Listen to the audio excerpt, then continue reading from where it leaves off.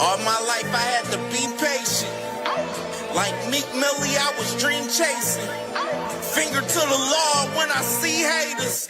Oh, the feeling when you tell your niggas we made it. Ooh, baby. Ooh, baby. Ooh, baby. Ooh, baby. It's showtime like Kareem Lakers. I make a masterpiece, seem basic. No Meek Millie, but I'm dream chasing. Took the shortcut like Anita Baker. I want the bright lights that you see in Vegas. I need a big house with like 3 basements. Drop an M on the whip, think I'm speed racing. Don't know if it's the Transformer or the Green Ranger. My nigga Mac got the beat banging. Young nigga selling crack as a teenager. Had fiends playing baseball out here free basing. Had me showing off the rings like a Freemason. My mama gone, but I keep pacing. Trying to keep it all together like I need braces. Family calling when they need favors. When I was broke, they was acting like complete strangers. All my life I had to be patient. Like Meek Millie, I was dream chasing. Finger to the law when I see haters. Oh, the feeling when you tell your niggas we made it. Ooh, baby. Ooh, baby. Ooh, baby. Ooh, baby. Rest in peace, the Nippy was the street savior. Got my credit right now, I need acres. Gotta turn your dirty money into clean paper. Trying to own a franchise without a key player. I go through hoes like I weave laces. Tree blazers, let they mama noodles be flavored. Meat takers that be acting like the D sacred. You bust in, you would think they on their knees praying. Then I slide like a screensaver. When I'm done, make some scrambled eggs, cheese bacon. Then it's on to the next, I ain't a speed dater. Little bitch ain't gon' hear from me till weeks later. I don't see no things changing. Kids still dodging bullets like they seen Matrix. These young niggas really need saving, but OGs won't teach them that the street's dangerous. All my life I had to be patient. Like Meek Millie, I was dream chasing. Finger to the law when I see haters. Oh, the feeling when you tell your niggas we made it. Ooh, baby.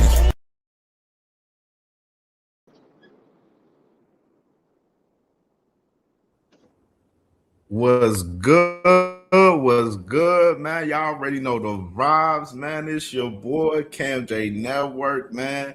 Y'all already know the vibes. Friday morning cook up, man. Y'all already know. Make sure y'all hit that like button, man. Hit the hype button, man. And if you're new to the channel, man, make sure y'all subscribe to the channel, man. We definitely active, man. We working, we here with it. You know what I'm saying? We've been live every day this week, been cooking up on all the hottest topics in boxing this whole entire week. And we continuing to do so today, this Friday morning. And I got my brother, man. You know what I'm saying? One of my closest friends in the game, man. My brother, man. Mark is my brother. Ohio runs boxing in the building with me today. My brother, man. How you feeling, bro? It's good, man. Pretty good, man. Pretty good, man. Starting to Absolutely. be more consistent, talk boxing in the morning, tweet, on my Facebook. Yeah, I see you was active this morning. You was active. yeah, because I be grinding, man. I be off the internet scene sometimes, but yeah, man, I've been good though. Been good. A lot of coaches reaching out saying I need to speak more, speak out for them sometimes, man. It's crazy sometimes when you look at it from that perspective, man.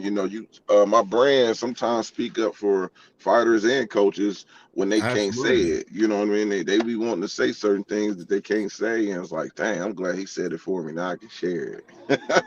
Absolutely, because you know me, I'll be trying to get you to pop your shit a little bit more myself. I'm like, yeah, a little bit more, man. You know what I'm saying? Absolutely. You know what I'm saying? But salute to my brother, man. I'm glad you here, man. You know, I'm always be trying to get my brother. My brother's schedule be so busy. You know what I'm saying? My brother be busy, man. You know what I'm saying? With work and, the family. And, of course, you know what I'm saying? The brand with Ohio Runs Boxing. You know what I'm saying? That's always a 365, 24/7 ordeal for his brand and everything, man. And, I just always got to salute and appreciate my brother for everything he's doing, in Ohio, just in boxing in general. You know what I'm saying? Because your brand speaks for itself, bro. The brand is strong. 10 years plus in the game, you know what I'm saying? And got to give you your flowers for everything you're doing, bro. Most definitely, bro. Hey, I appreciate that, man. I appreciate that. Absolutely, man. Let's salute to some of the people in the building so far, man. My brother, all things in the building. My brother said, smash that like button. Absolutely, man. Smash the like button. Most definitely. It helps us in the algorithm. We definitely need that. We need that from everyone. If you ain't hit that like button yet, hit the like button. And as well, they got the hype button. That's another feature that help us in the algorithm as well. So hit the hype button as well. You did. And my boy on the money line in the building, man. Salute to my brother, man. You heard him. He said, jab that like button, man. You heard my brother on the money line. Salute to my brother, man. And my brother Josh Sanders in the building. Louisville's finest in the building. My brother, man. What's good with my dog, man? And my boy Lee Jackson in the building, man. Salute to my brother Lee Jackson in the building for sure. And my sister Queequee in the building. You know what I'm saying? Texas finest in the building. Make sure y'all subscribe to my sister Queek. We had a hell of a show last night. They was breaking down women's college basketball and that in layers, man. It was a dope conversation. I was sitting in the cut watching. I went in the comments too much. I was in the cut watching, laying up with the wifey last night watching. But enjoy sis show last night for sure, man. So make sure y'all subscribe to my sister Queek for sure. And my boy Mr. Gumbo in the building, man. What's good with my boy? Make sure I subscribe to Mr. Gumbo as well, man. Salute to Mr. Gumbo. And my brother Crush the Legend, man, in the building, man. Philly's finest in the building. You know what I'm saying? The OG had a hell of a show this morning, man. Had me cracking up, man. You know what I'm saying? Speaking that real shit, man. Salute to my brother Crush the Legend, man. Make sure y'all subscribe to my brother Crush the Legend as well, man. That's my guy. And the legend right here, Bruce Gas Boxing, man, in the building, man. Make sure y'all subscribe to Bruce Gas as well, man. A boxing legend on YouTube, man. Got a great show every Tuesday doing boxing trivia. You know what I'm saying? Dope ass content for sure, man, from Bruce Gas for sure. And salute to my brother, Mr. Authoristic, man. My brother from the town in the building, man. 513 in the building, man. Make me feel good when I see my Ohio guys in the building, man. For sure. You know what I'm saying? Yo, absolutely. Make me feel good. I see my Ohio people on YouTube. That's why I'm starting to see a lot more Ohio people on YouTube now. Like since I've been on the last year, like when I'm starting to see like now the last few months, I'm starting to see a lot more. I'm like, this is dope as hell. Now we starting Ohio starting to pop up on YouTube a little bit. They getting tapped in. It's gonna be a trend, man. It's gonna be a trend, man. This is the time to capitalize on it because Abdullah is hot, Tiger's hot. You know what I'm saying? Jerry gonna get back is getting back in the mix. Ohio got a lot of talent where people is now gonna start to pay attention and start to talk boxing and get more involved in boxing. So Abdullah's gonna hold that torch, man. I got young kids, bro, that's 14, 15 talking about Abdullah. So he's bringing up that newer generation, man. So they coming. That's fire. That's fire. Salute to my boy Opulent LDTV in the building, man. Salute to my brother. Make sure y'all subscribe to my brother Opulent LDTV as well, man. My dog right there for sure. And who else? Let's scroll down a little bit more. All right, that's it for right now. All right. So, all right, man. Y'all know, man, I always like to do a throwback fight of the day. Now, I was sitting back just scrolling because sometimes I'll be sitting back. I watch like a fight probably every other night, like an old fight every other night. And I'll be sitting back just watching fights. And I was sitting back watching this fight this morning when I was up early, just chilling for a little minute. Because I was up real early, like 6:30, 7 o'clock this morning. So I was up real early. So I'm sitting back watching this fight, man. I'm like, man, yeah, this is the throwback fight of the day right here. And I know my brother Ohio Runs Boxing, I know he remembered this fight vividly. You know what I'm saying? So definitely wanted to showcase this fight right here for sure. I actually posted it on my IG this morning too, as well. If y'all follow me on IG, CamJNetwork, you know what I'm saying, Twitter, Facebook, all of that. You know what I mean? I be posting a lot of stuff that I be having for the show on the socials, you know what I mean? And I be talking about stuff too as well. So here go the throwback fight of the day. This was July 18th, 2016 right here. So run the clip. So Warren, after basically taking off a couple of rounds, has come on strong these last two. Maybe he was just carrying out his game plan. Take a couple rounds off and close the fight strong, because that's exactly what he did in that 11th round. His trainer, Barry Hunter, called for it. He said, hey, tomorrow we rest, but tonight we got to get this championship, so we got to do something spectacular in these last two rounds. Rashid, listen. As you mentioned, Warren did hurt Payano. You could see it in the legs last round. Hurt him, cut him up, and really took a lot of the steam off the punches of Payano. You know, getting hurt like that, it's not like when you recover it, you're just fully 100% back. It took some of the stamina out of Payano, and took some of the snap out of his punches. And neither of these fighters are what you would label knockout punchers. Payano 17-0, 8 by knockout, and Warren at 13-1, only 4 knockouts. It's very difficult. You got to remember they're bantamweight, so at that weight division, there's normally not a lot of knockouts. You know, both guys are decent punchers. Nothing spectacular, but you know, both guys are solid. But Warren's been the one tonight to show that he can hurt Payano. And I thought it would be the other way around.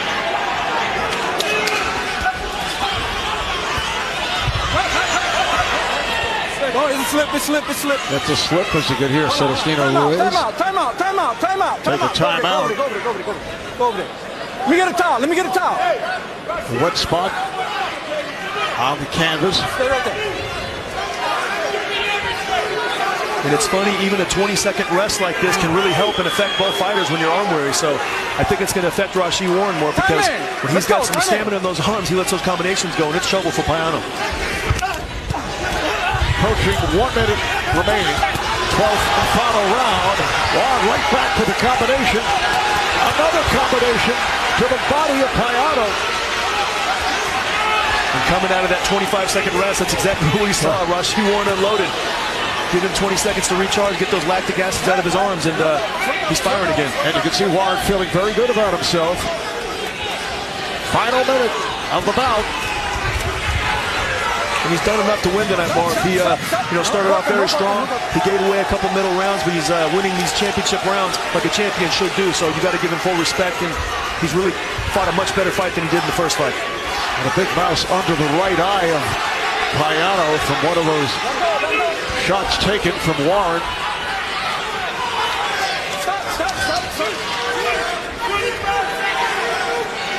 And you'll hear Mike Stafford, the trainer in the corner of Rashid Warren, screaming out the time. 15 seconds to go.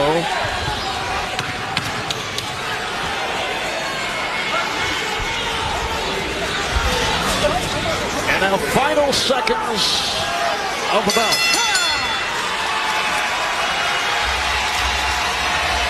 Between Payano and Warren. Ladies and gentlemen.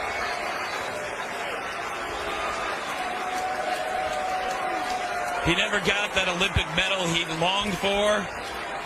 But as you see Warren on the canvas with Adrian Broner celebrating, almost in disbelief, he is going home with a title belt. Marv, PJ. Well, his mom called the shot late in the round when Rashid Warren was not at his best, and there is the reaction of his mother, Paulette, with the announcement that the new bantamweight title holder, the 29-year-old out of Cincinnati, and they know about champions in Cincinnati, for Kenny Rice. Kenny. All right, thanks, Marv. I am with the new champ, Rashid. You got the belt. That's what you talked about since you turned pro. How does it feel? And all this hard work I've been going through since the Olympics and from the last fight that we had, and I felt like I won the decision. And to get the feeling and feel these belts around my chest is still a dream to me right now.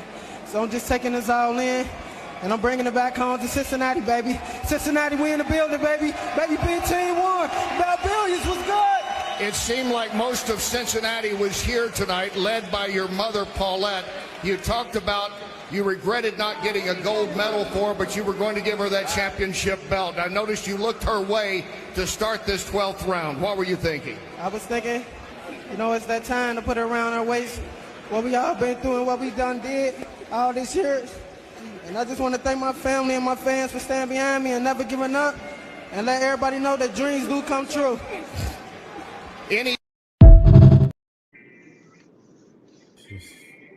Man, oh man, that was crazy right there, man.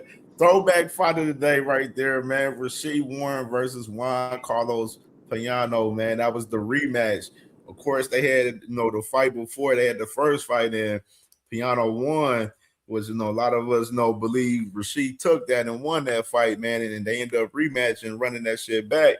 And Rasheed ended up catching his first world title, man. What's your thoughts, man, on that one right there, brother?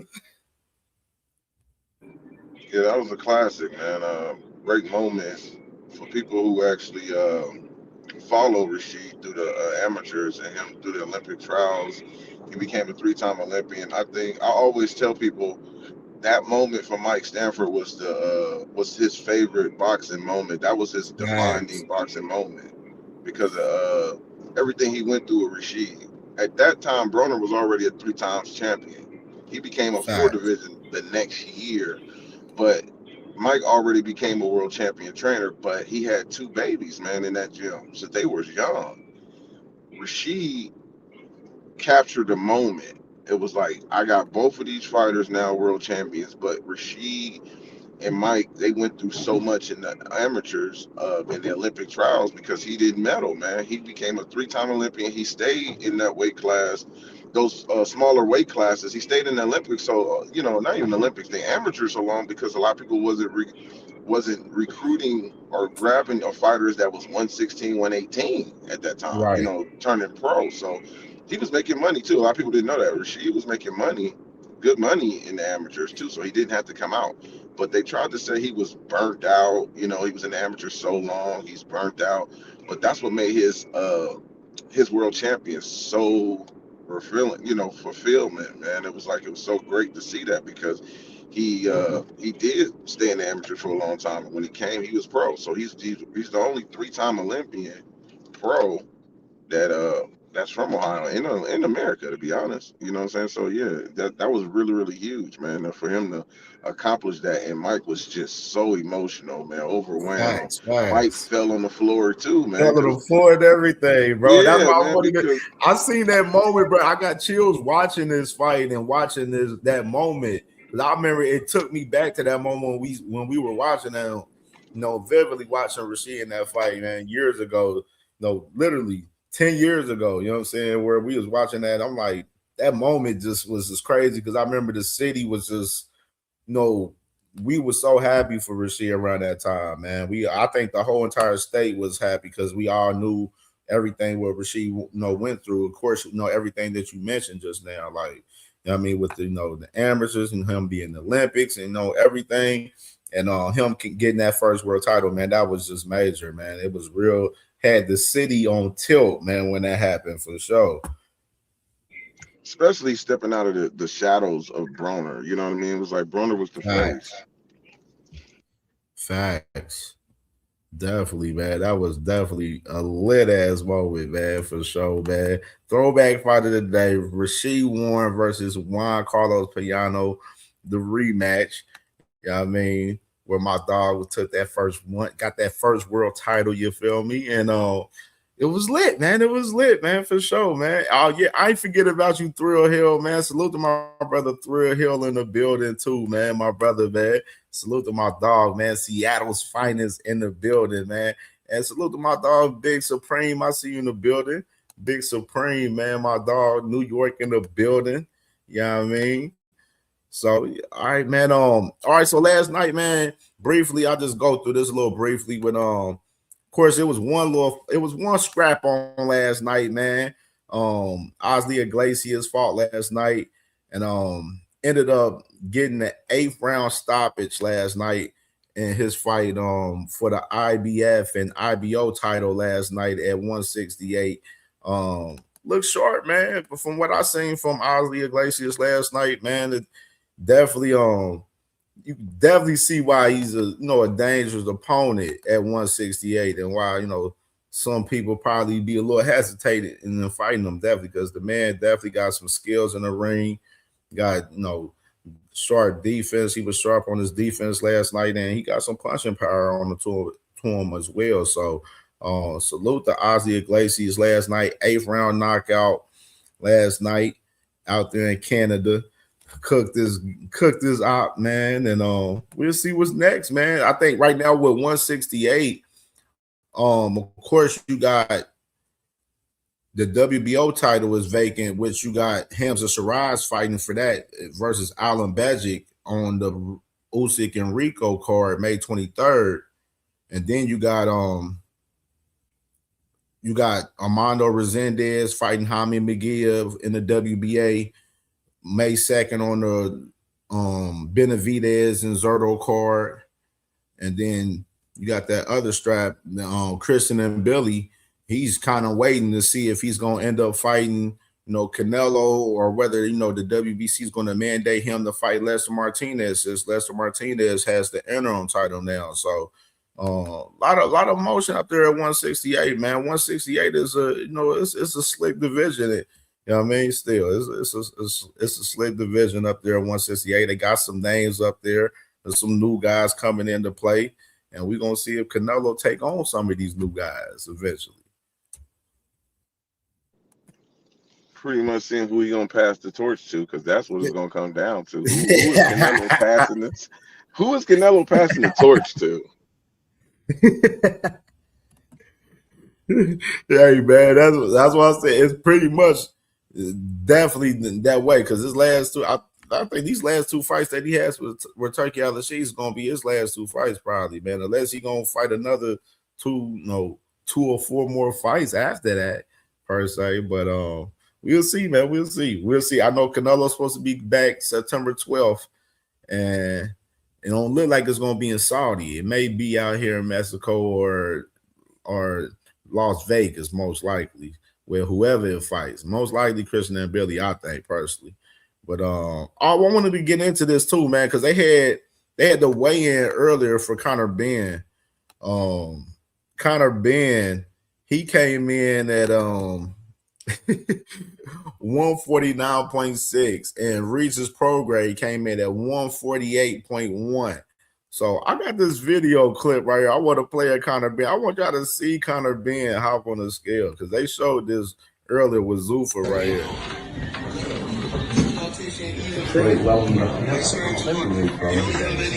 Have a little single espresso, shall we? 100%. Well under. That's it. Should have made 147.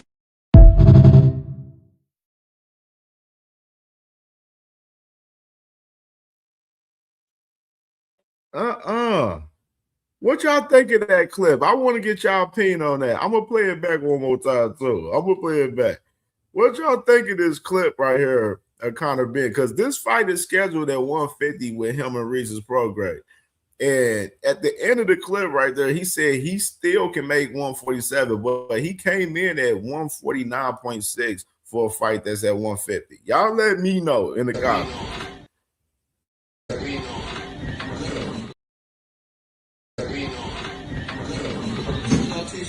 Have a little single espresso, shall we? 100%. Well under. That's it. Should have made 147.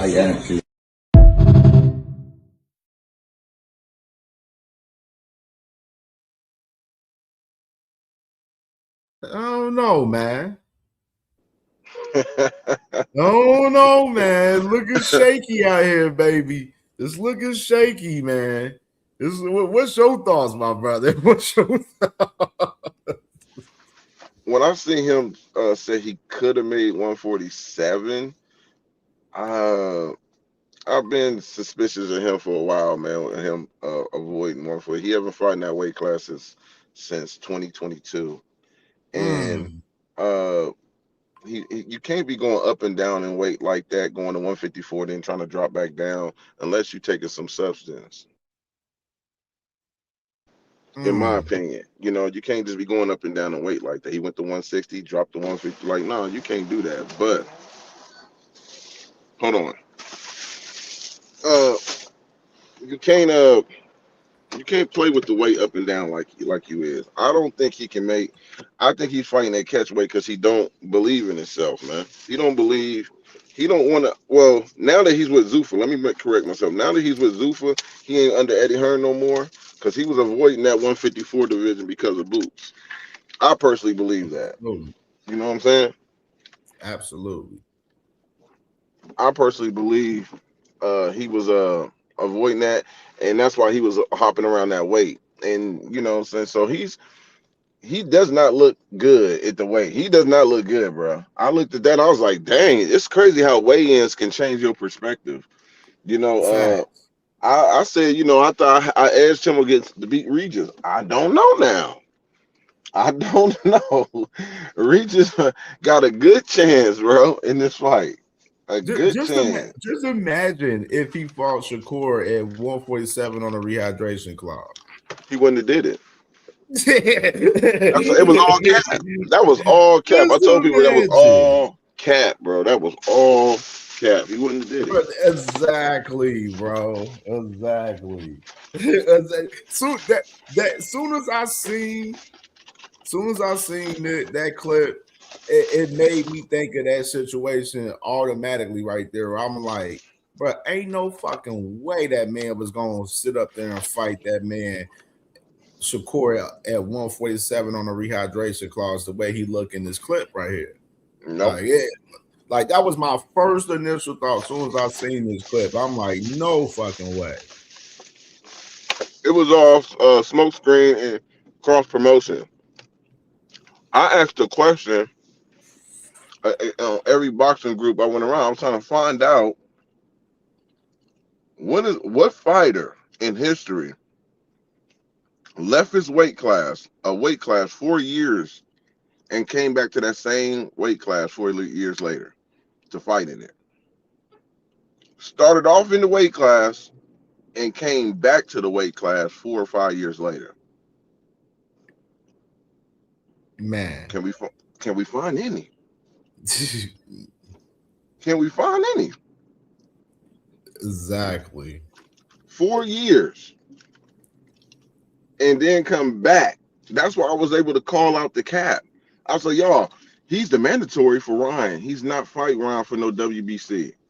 I don't care if he's ranked number at the 47 division and in the mandatory position. He's not. I'm looking at how he's moving. How he can't, all of a sudden, he ain't making 147. He's at 150. He's on, well, look at his box rec. I ain't got to make this up. Facts. He at 151. Then he at 154. Then he up to 60 for both fights. Then he trying to come back down for what? You better off staying at 54.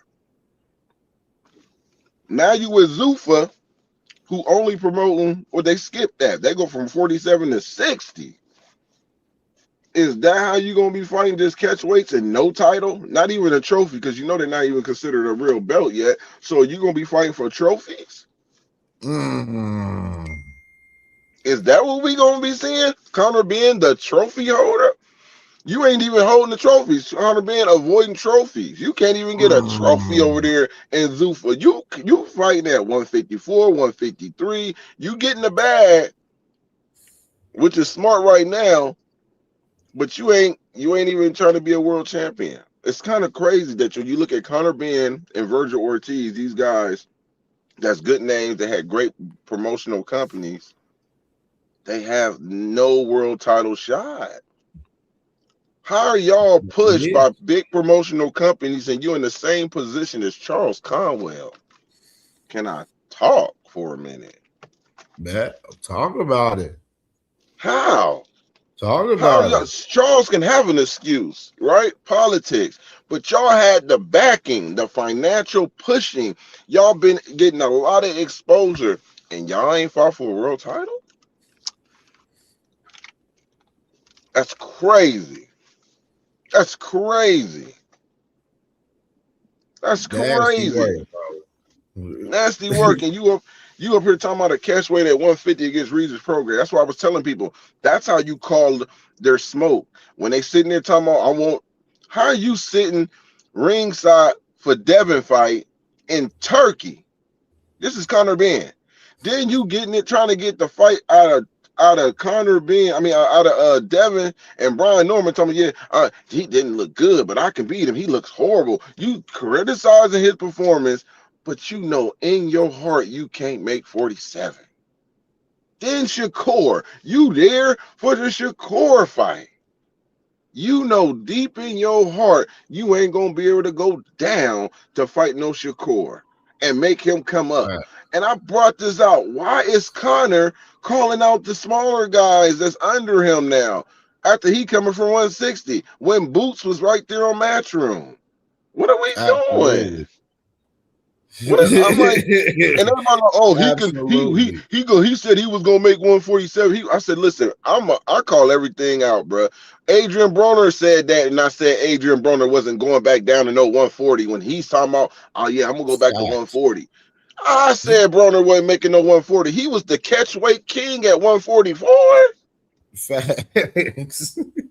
What are we talking about? Do you watch the sport or are you just talking? Like Broner was at 140, he was doing catch weights. Catch weights with Porter. Yeah. And it was funny. I remember it vividly because he was doing catch weights 144 and Canelo was doing catch weights at 154, 155. You had 155 and 144 to face a boxing doing catch weights. And Canelo was putting rehydration clause with the catch weights on. You know what I'm saying? But that's what they were doing. But the point I'm bringing that all up is the tie back to what I'm saying about Conor. Facts. Conor, I'm calling you out because I've been watching this sport. I'm calling you out because I seen how you move, bro. And now looking at you on the scale, I actually picked you to beat Regis. So it's going to come down to how he feels in that ring and how his body is going to rehydrate because I think he's draining himself, bro. I think he might have overtrained. Why else would you say, oh, I could have made 147? You know?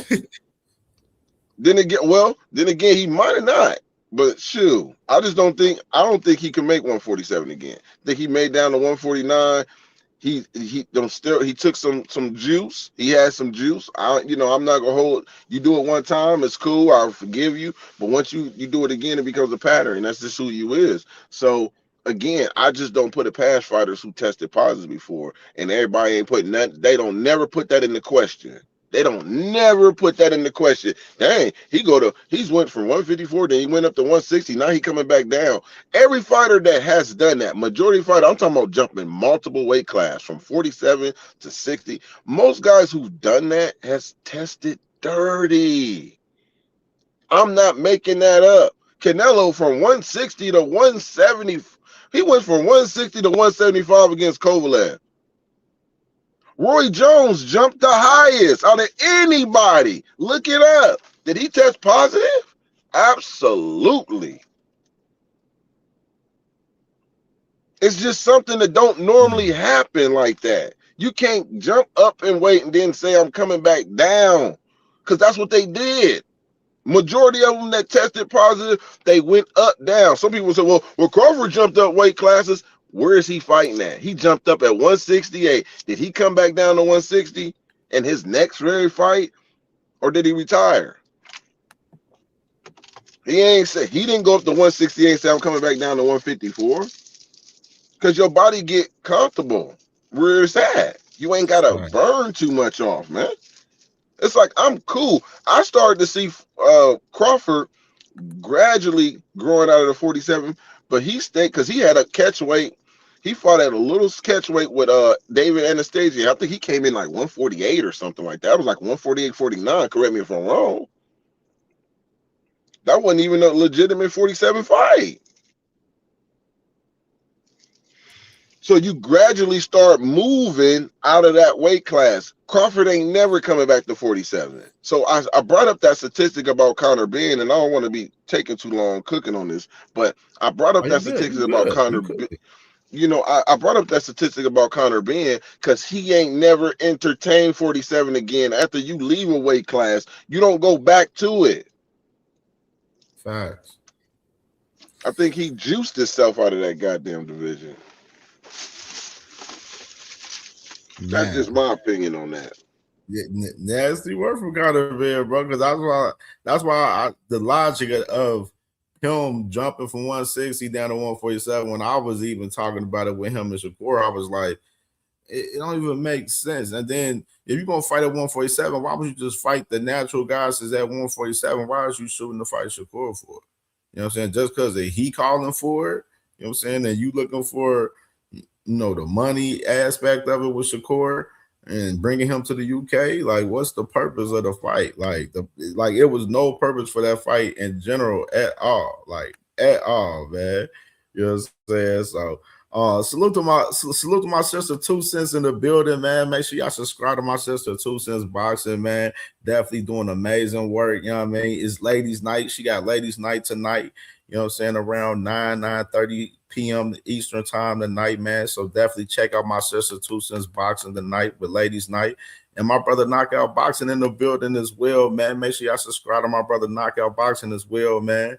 He said, can't think of a male fighter. The closest thing is Terry Harper. She went from 130 to 154, then back down to 135. She ain't making back to 130 though. Yeah. And who else in the building? Who else? My boy Dondrick in the building, man. Salute to my boy Dondrick in the building. Dondrick them in the building, my boy. And my boy Gil Cole's in the building, man. Salute, man. Salute. He said, nah, KJ Shakur get beat up. He be calling everyone out. Hey, that's the thing. Nobody asked for Shakur to call for Conor Benn. I always been on record saying that. Like, nobody asked him to fucking fight Conor Benn. Nobody asked Shakur to fight nobody at 147 besides maybe Devin. Yeah, I'm with you on that. I fight. think he be calling people out too, just to be saying it. I definitely agree. He didn't. For him to just to be calling out Conor Benn it was crazy to me. I'm like, it just didn't make sense. And both of them move similar. It's like they would just go to different weight classes, and or 47 to avoid certain people when you could have made that. You can be talking about Devin. Why are you talking about Conor? But you know what? You setting up Keyshawn. You whispering in Keyshawn's ear in the house, like, hey, you and Devin to be a good one. Oh, you and Hitchens. Yeah, bro. You and Hitchens.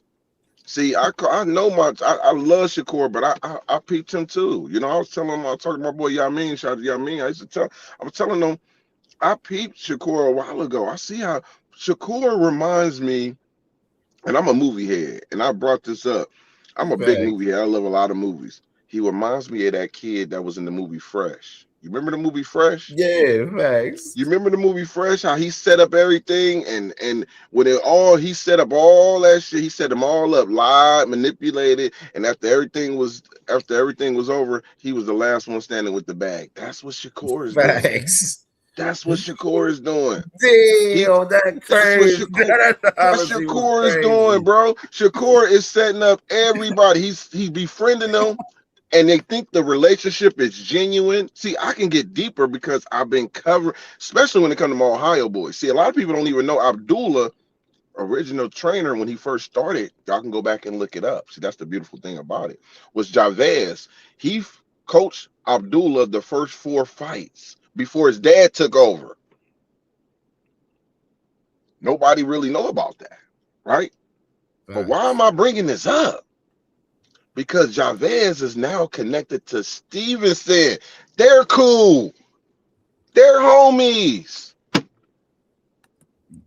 What a coincidence that you cool with Abdullah's old trainer.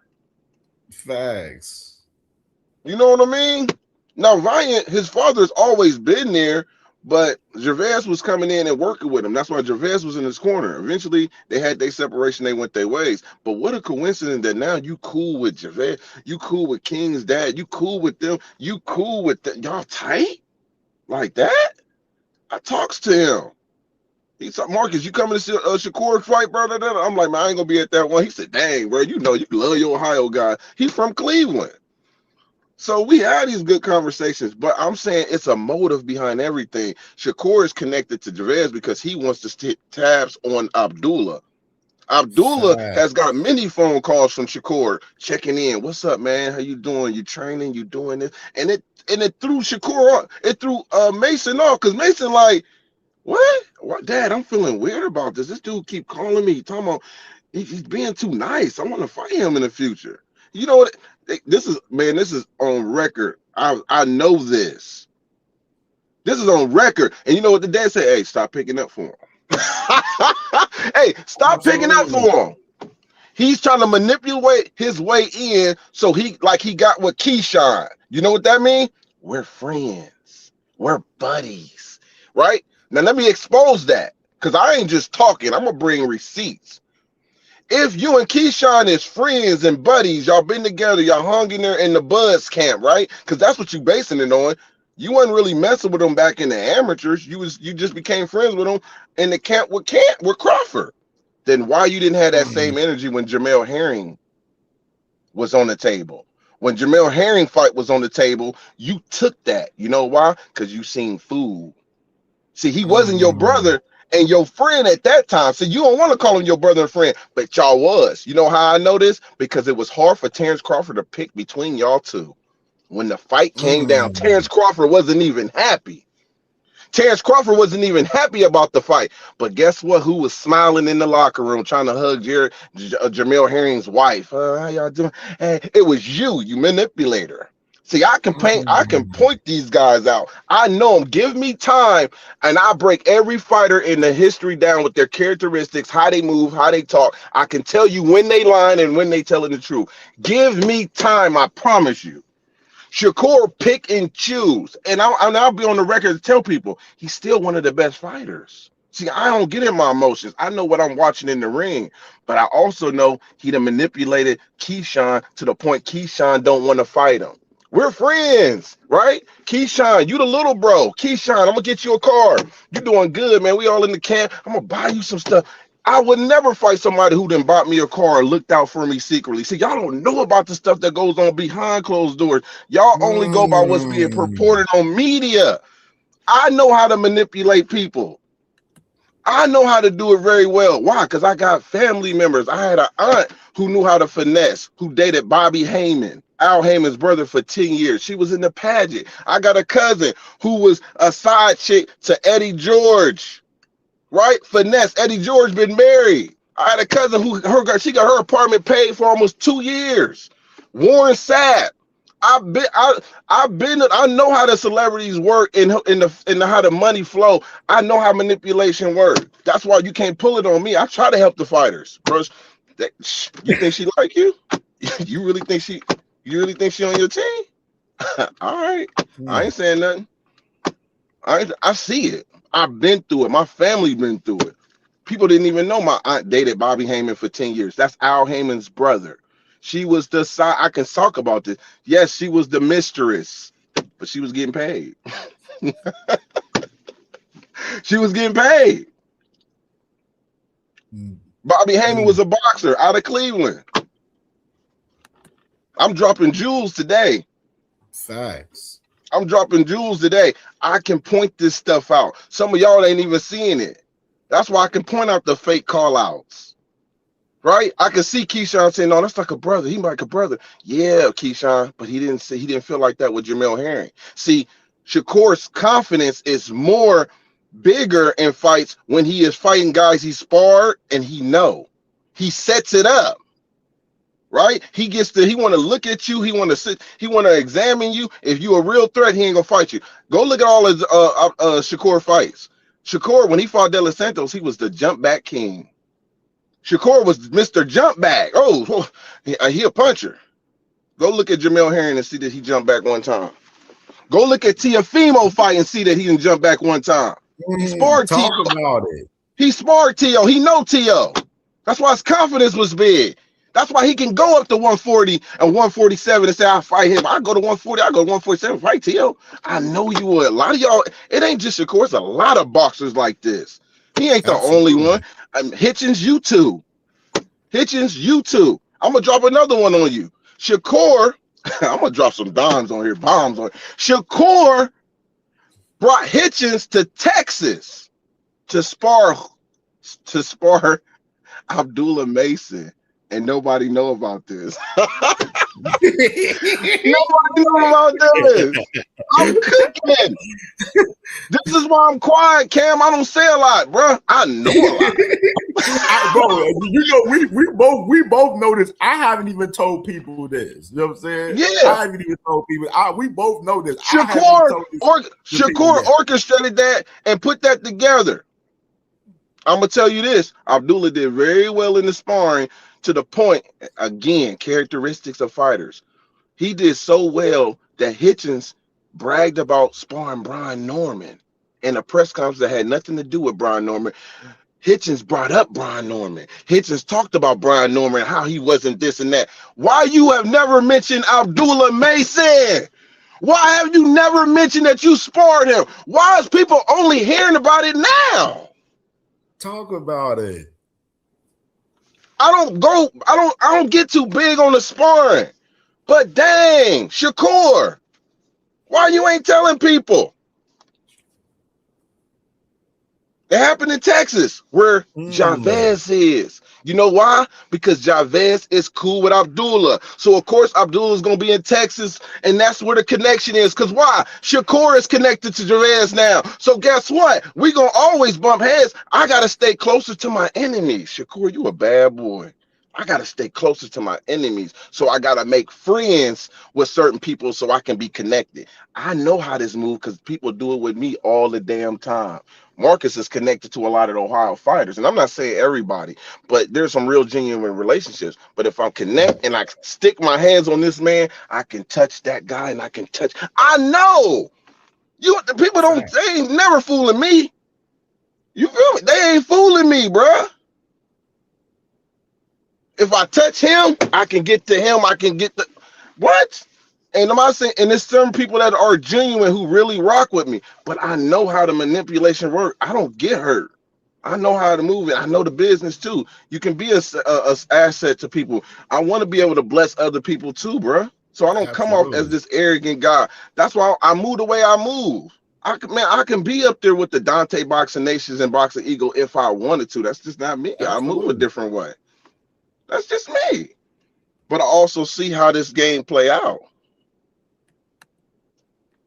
Hey, my two sis Marsha, she asked, she said, how many Shakur opponents did he spar if he had to guess? That's, you know what? How many Shakur, Shakur, how many did he spar? Yeah. Opponent. That's a good question, too. That's a very good question. But I know one thing, you can tell a boxer's confidence when they already been in the ring with somebody and sparring them multiple times. And I ain't talking about one sparring session. Shakur sparred Jamel Herring a lot. See, here's another thing. Shakur didn't take the fight with Albert Bell. He wasn't familiar with him. He didn't take the fight. That fight was offered. That fight was offered. He did not take the fight. Jamel Herring did not take the fight with Albert Bell. Neverate did not take the fight with Albert Bell. Right? But fighters just gonna fight. I think Shakur is just strategic of how he moves. And here's my thing, he don't have to be like that. See, I'm not one of those people to say, oh, he ain't that good, he this and that, he move. No. He has the talent to be anybody. But if I don't like the way he go about certain things, that's why I can call it out. See, that's why I can call it out. I can point out and see, I can see who's being, see, a lot of people think Keyshawn and Shakur's relationship is just pure, real friends and this and this. Look, no. It's not real friends. It's just there's some manipulation. There's some Keyshawn played big bro. Keyshawn finessed his way with Terrence Crawford, got in the gym. He went up there and sparred Terrence Crawford. Y'all can know the story. Go ahead and look it up because I ain't making it up. Terrence Crawford didn't know who this man was. But Terrence Crawford didn't know that Shakur was setting up. You're the first one I gotta befriend. You're the first one I gotta be. You gotta be my boy. I gotta spar you. Terrence Crawford said I sparred him. I didn't even know. I thought he was a pro. How did he even get to your gym, Terrence? Nobody ain't even asking this question. How did Shakur get to the gym? And you sparred him thinking he was a real pro, not knowing he was in the Olympics, not knowing he was still an amateur. You can tell what? Am I cooking? Or I'm just making assumptions. Ask Terrence Crawford, did he know who Shakur was when they sparred? Ask him. So the question will be, how did he get there? This is a guy that's playing chess, ladies and gentlemen, and I respect it. I respect it because I see that's how you got to play in this game. So now you got Terrence Crawford and Andre Ward walking them out. See, a lot of people don't know how to play this game. They don't, bro. They just be talking. And people wonder why, damn, Marcus, everywhere you go, man, people you look like a celebrity. Bro, I know how to touch elbows with a lot of people. I don't have to have a lot of subscribers, a lot of followers. I know how to touch the big boys without having to do it. I know how. I know how. I can do all that. But I'm humble too, bro. I don't take advantage of people. That's not how I move. But guess what? I can see one coming a mile away. I don't care who you are. People don't even know the story, the Abdullah story. Like, people don't even know that story. I even tell people that story. Yeah. Like, even that story is self-explanatory itself. Abdullah, right Shakur tries to talk to Abdullah like he's little brother, and Abdullah don't like that. See, here's my thing with that too, because Shakur can still be the favorite against Abdullah, even if they fought next month or 3-6 months. I'm a realist. I'm Ohio over everybody. But when it comes down to breaking these fights, I still think Abdullah still need a little bit more season. He's got all the skill sets. It's just the mental and the experience. Right? I think he has all that, but at the same time, he wants to fight Shakur. Rather people, the Shakur fans come on there and be like, oh, Shakur cooks him. That's not the point. Respect the guy that still wants to fight him, because we got too many guys like Hitchens.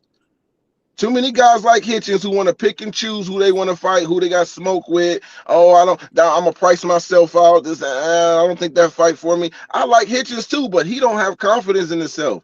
Hitchens will tell you, Matthias, I just don't think I'm ready for him right now. And then you don't say that publicly. You let your PR will rip you apart. I got news on him right here.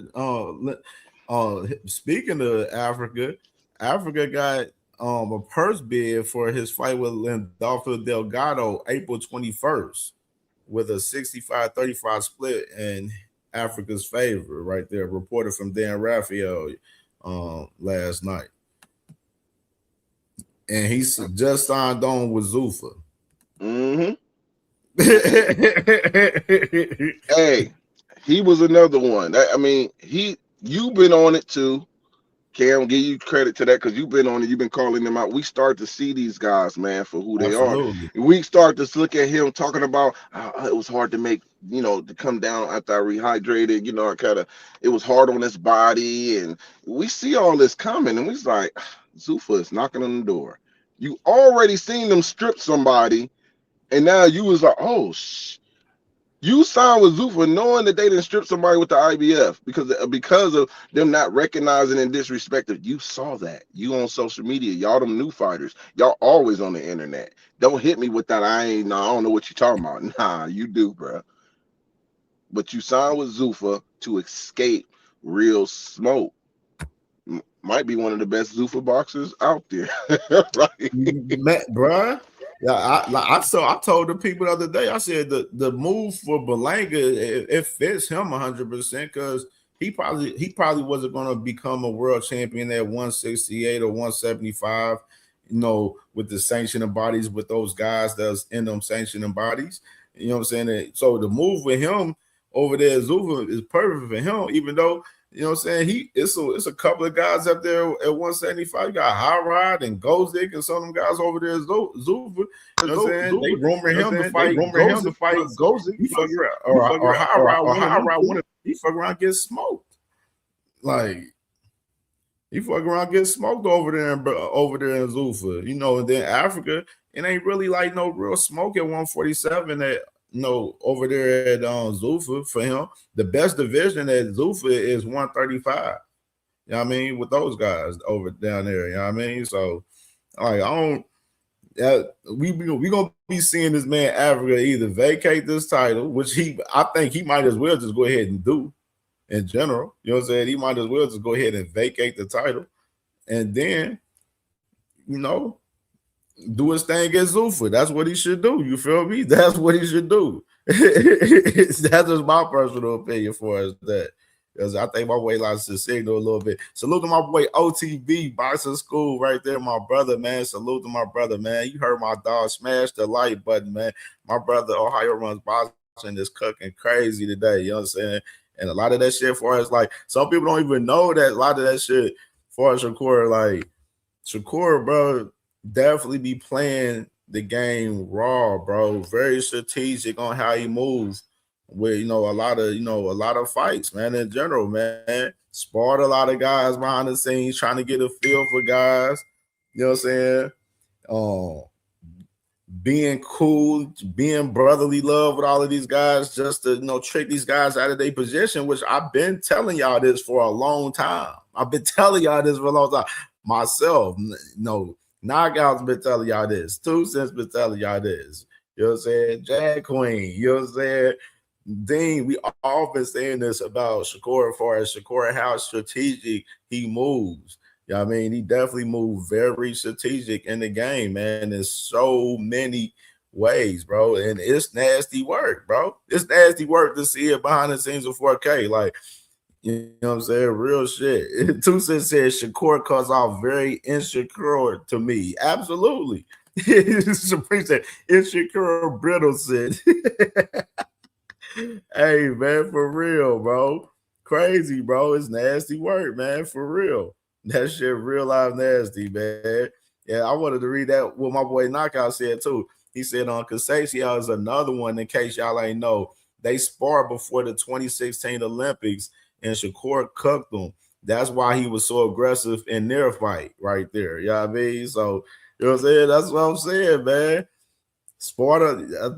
That's why I remember I was on Facebook and my boy Doobie Ring, he posted this video of Terrence Crawford talking about sparring and stuff.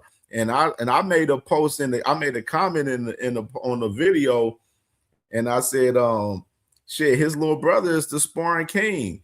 And then I had a whole bunch of Shakur fans go crazy on me and shit. This was just like last week. This is shit I don't even be talking about, bro. Because for like on social media wise, like everybody know, like for us, a lot of people, I don't pop shit to a lot of people like on social media, like on Facebook and Twitter, going back and forth with dudes and shit. Like I ain't got time to do all of that shit. Y'all want to handle business and talk some boxing, come over here, the CamJNetwork. Like that's as simple as that. You know what I'm saying? I ain't got time to be writing or typing none of that shit out. You feel me? You know what I'm saying? So it'd be funny when we had these little occasions with some of these guys. I literally said that man Shakur, I said, your little brother, the sparring king, he talk about sparring all the damn time. And a whole bunch of Shakur fans was on that post going crazy and shit in the comments. I was like, man, these boys crazy. They be in a feelings, boy, over their favorite fighters, boy. That should be nasty work out here in 4K. Hey, salute to my sister Ashley's Corner. Make sure y'all subscribe to my sister Ashley's Corner as well, man, for sure, man. The KO said that's what he said, why I ain't got no day on Twitter. Exactly, bro. Like on Twitter, I just be minding my business on there, bro. I don't got time to be, I drop my little content on there, my shorts and stuff, whatever, and comment on little, stuff that be dropping out there and stuff. And I be doing my thing. I don't be tripping about nobody. I ain't got time to go. If y'all want to go back and forth, no, come on CamJNetwork, bro. And we can debate whatever they want to debate. Like, that's just how it is, bro. Flat out. Like, flat out. man. So, yeah, man. So I want to get your perspective, man. What you think about Jared Anderson? Did you check out the Cigar Talk interview? Nah, I didn't. Okay, I didn't okay. see Then that at all. let me pull I it didn't. up real quick. I want to get your perspective on Jared Anderson with this Cigar Talk interview. So let me pull it up real quick because I already got it. Let me pull it up. All right.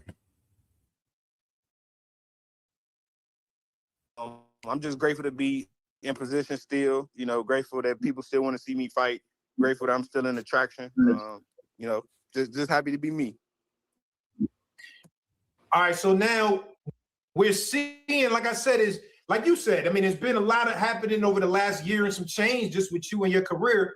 But we got the announcement that you're now signed with Queensberry Promotions. That's the UK. That's Frank Warren and them. How did that happen, bro? All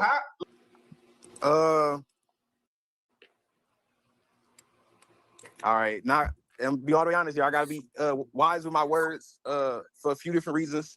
But I would just say I think the easiest way to put it is because that's mostly where the landscape of the heavyweights are at. You know what I'm saying? Especially the bigger names. You want the bigger fights. That's where you got to go. So that's what I would say. I ain't 100% on how everything got planned out, worked out. But for sure, like I said, it ain't no mystery when you think about the heavyweight landscape and where you got to go to get to, you know, the bigger fights or the bigger names. So I think AJ, Worley, Dubois, all those names are huge. And, you know, obviously the UK is huge in boxing, and they always support and show love. So I think that was just, you know, the main reason. That's a fact. I mean, was that something that you wanted to do, or is this a situation where your team kind of presented you an option? Because I agree with you. The UK, especially with heavyweights, they heavy over there. Was that something you wanted to do, or it just kind of happened like that? Like I said before, man, it ain't no choice. It ain't no choice. I'm a fighter. I like to fight. You know what I'm saying? I've been fighting my entire life, and I'm gonna keep doing that. So, I mean, shit. You like I said, it just wasn't. It ain't no. You don't have no option if you want the bigger fights, bro. I've never been a nigga to say, put me on a lower level nigga, or you know, give me the easiest fight you can give me. So, like I said, man, you want those bigger fights, you want the bigger names, and as y'all can see, I'm gonna bang it out until I can't no more. You gotta, you know what I mean? You gotta go over there. All right, so tell me about your mentality though, Jared, because like I feel like, and it's just outside looking in, right? Like me watching you, I feel like there was times where I seen you motivated, like, man, I'm the nigga, I'm about to do this, I'm about to do that. And then feel like there's other times where it seemed like you wasn't as motivated by the sport, whether that be the business or your personal life. Where are you now, just in terms of your mentality with this shit? Same place I've always been, in all honesty. Ain't nothing changed. I think the main factor that has changed for me personally, like is in a personal level, I ain't got to see my daughter in like 9 months. I had my daughter 7 days before I fought Bacoli. A lot of people don't know that. Some people do, some people don't. Whole nother situation. Not where her mom never was. It took a lot. It took a toll on my mental, trying to be there for my daughter. I left LA. I was already in LA 2 weeks prior. I left LA to go be there, try and be there for the birth of my daughter. 7 days before, you know what I'm saying? I stayed there until Monday, and then I came back. You know what I'm saying? And I went to go fight and everything. But it was just a lot, you know what I'm saying? I had 50-50 custody for a second.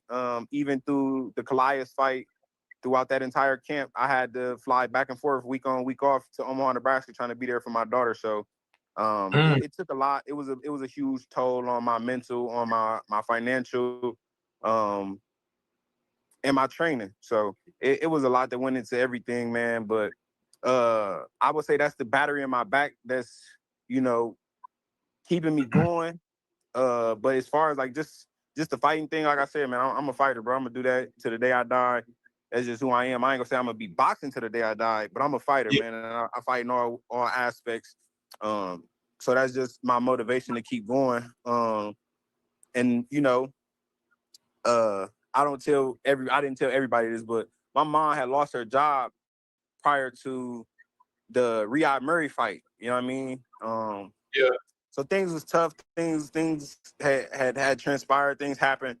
And like I mean, as you said before, I'm not really an open book type of guy. I don't really say a lot. I don't do a lot of interviews, so then nobody know everything that's going on. I've asked for help. I've reached out. You know what I'm saying, and did all type of different things. But I just don't think that things were going my way. You know what I'm saying? I made some decisions for myself, and I felt like they were right. Just leave it at that. For sure. Okay, so let's back up to that, because I think even one of the decisions that you said you made for yourself. I mean, I had interviewed Bob Arum, right? And he talked about you in the interview. He said he was like, yo, that he didn't want you to fight Bakoli, and he was like, at that time that the Saudis came and was talking to you directly. That's what he said to me when I interviewed. He was like, if it was up to me, I wouldn't have let him fight Bakoli, but that's something he wanted to do. Can you take me back to that time? Because I feel like, you know, before that Bakoli fight, everybody on your dick. You know how this shit go. Everybody like, oh my God, Eric, da-da-da. What? Talk about your mind state going into that. Was it like, did you ain't respect what Top Rank was saying, or you was just like, I just want the biggest challenge? Few different things. Like I said, prior to that, what was that fight before Bakoli? It was Riyad Murray. Yeah. Literally, my mom in December of that year had broke her ankle. The next month in January, she got fired from her job, and she was no longer able to work. Now, being 4.5, 5 years into my career, and knowing I done made a decent amount of money, but don't have a lot to show for it, you know. Like I said, man, I've never been a kid to hold my tongue, so you know, I reached out, you know, made attempts to say, hey, you know, let's make this right. Let's do this to create some stability for the boxer, so that he doesn't have to rely on certain things, you know, fight by fight or whatever the case may be. Like I said, man, things just didn't work out how I wanted it to, or I'm assuming how other people wanted it to. But for my own personal reasons and stuff, you know what I'm saying, I decided to do what I wanted to do. Like you said, Turkey Out of Sheik reached out to me, offered me a fight. I said, yeah. I called. They said, well, that didn't sound right. I said, it sounded right to me. And we made it, and I made it happen. You feel me? Like Bob said. So no disrespect to them. Hopefully it's no disrespect to me on their end. Obviously we still doing business, so hopefully, you know, no love lost, and we can continue doing good business. For sure. I mean, how did the fight impact you? Right there, man. So I definitely I went over this a little bit yesterday in the show man, and definitely wanted to play that for you and get your thoughts about that with Mr. Jared Anderson right there, my good brother. Yeah, man. Shout out to Toledo. I know I rock with the 419. He said a lot. It was a lot to unpack in that little clip that you had, man. I think when it comes to the whole Top Rank thing, Top Rank was right. Top Rank show you why they one of the best promotional companies, because they know how to match you. They know when you're ready. Look where Abdullah is right now, right? Jared made that financial decision based on, he said, his mother and, you know, certain things like that. But that all adds up to him being undisciplined too, man, going out of his way. You know, he dealt with some woman that he really didn't know. I knew something was up when he started calling her his girl, and we look on Instagram, you know, he gonna tag her. She's shaking it. It's her stuff, her content is for everybody. And I'm like, whoa. I was like, and everybody behind doors was like, that's not a good. So that can play a big part of your mental. I agree with Jared on that, because that decision, a lot of the boxers need to understand, you can lose the fight before you even get in the ring, even by picking the wrong woman. Let that sink in. Let that sink in, man. Let that sink in. So he, when I seen that going on, I mean, sometimes, man, even when you see these boxers and they got new girlfriends, they tag them, and you go to, I don't follow them. You know, there's no need. I seen people doing that with Earl Spence, woman, and all that. You know, when he's girl, I don't follow them, bro. Especially when they got sexual content, when they out there just throwing it and shaking it, and I'm like, representing one of these fighters, man. Like you represent, like, is that how you gonna carry yourself? Really? Like no shame whatsoever. And some of them still young, man. They don't even comprehend or understand that. Again, part of manipulation. Jared even came out and said that he got the girl within like 2 weeks. She was pregnant. He didn't even know her like that. Shit. You get what I'm saying? But guess what? She got the bag. You was the come up. See what I'm saying? If a lot of them Right. understood this and knew how to move, they wouldn't be in those positions. But the reason why I'm talking about that, because that's the domino effect. His mom going through a situation, then it puts you in a situation to take on a fight you shouldn't have no business taking on right now in that perspective because of your decision making outside of the ring. You know what I mean? So that plays a big part of that. You know what I mean? So, but I will give him credit too for the simple fact, as a fighter, I always say this: they can make the fights they want to make, bro. That's what Facts. Jerry just proved. Jared proved that he went beyond JJ Prince. He went beyond Bob Arum, because you got to go through 2 layers to make a fight, bro. You got to talk to Jay Prince and Bob Arum come together, and that's how that get done. When you're signed with Jay Prince, I ain't talking about nobody else. When you're signed with Jay Prince, that's why I was calling people. I said Jay Prince don't have his fighters fight each other, bro. Jay Prince don't do that. He don't have his fighters fighting. It has to make really, really money business sense. That's why I called Keyshawn Cap when I seen him sign with Jay Prince and then start picking on Facts. Abdullah. Cause now you picking on Abdullah. Now you calling him up. Now you really, really want to fight him. This is how I expose the Capping. He's a streamer. So he's going to be doing a lot of stuff for his stream views, and some of his fans is going to take it for what it is. Oh, man, he did this. He really want to fight. No, he ain't. He just left the weight class. He dropped the belt on the scale. And you're telling me he wants to fight Abdullah at 140 or 140? You want Abdullah to get out of the weight class now? Facts. Why he can't reign something you didn't do? Why Abdullah can't reign at 135? You know what I mean? So that's something you can point out. But back to what Jared, the whole thing with the Jared situation, man. I think Jared definitely took that fight, and I respected him for that, taking that fight. You know, because Bukoli was in the same situation I felt Albert Bell would be in sometimes, where guys is avoiding him. You know what I'm saying? They avoid Bukoli. They was talking about the sparring stories and him doing all that. Jared took that fight. Now, for whatever reason he took it, we can talk about that, but he still took that fight and gave Bukoli an opportunity. But Bukoli didn't reign at the top very long now, did he? You know what I'm saying? Absolutely. That was short-lived. You know what I mean? And I actually think Jared can beat him if they did come to play and fight again. I think he fought a wrong fight, man. I think he showed a lot of heart in that fight, getting back up and going right back on the inside and trying to, press the bigger guy. But he was just almost 40 pounds heavier than you, man. Everything he was hitting him with really wasn't affecting him. You know what I'm saying? For real. So that was just being real. But the deal with Top Rank and Queensberry, I think it's more of they got about 60% confidence in Jared, bro. That's what I think. It's more because he was I was at the fight in February when his last fight with Top Rank. Before it was like, I think that was like when his he fought at the top of the card. Yeah, well, no, was it the top of the card? When Keyshawn became world champion. This is when Keyshawn became world champion, bro. This is in New York. Yeah, that was in New York. I'm talking about when he fought at the bottom of the card. He started off the night. Yeah, right. Got you. Yeah. I was there, and he was the whole thing, man. The press conference, like, he was disrespectful. He was going through a lot. Like I said, he's still young, but Jared was to the point where he was almost like trying to sabotage. He was salty about that shit, fighting starting off the night, man, on that card. I remember that vividly. I talked about that yesterday on the show when I was man.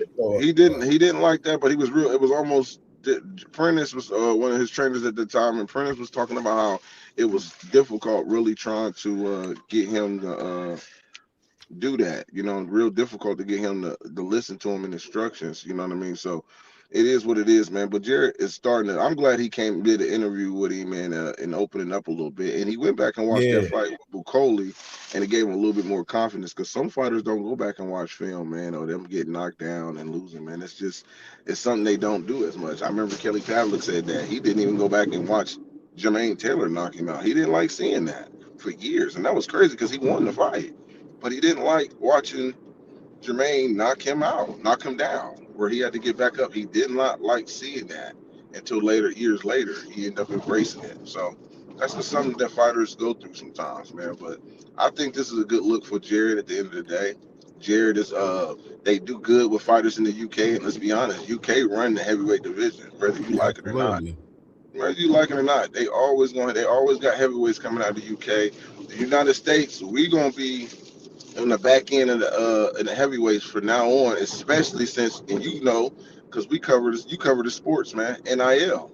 Most guys at 6'6" and 6'5", they defensive tackles, brother. Man, and then they get but they playing, they hooping or they playing. They hooping or they playing because NIL. You cannot out compete NIL. United States, when it comes to heavyweights, we might be extinct, bro. In the future, it might become extinct. We might have one, and every time he lose, we set us 10 years back. Watch, I'm not making this up, bro. That's NIL and really messed us up.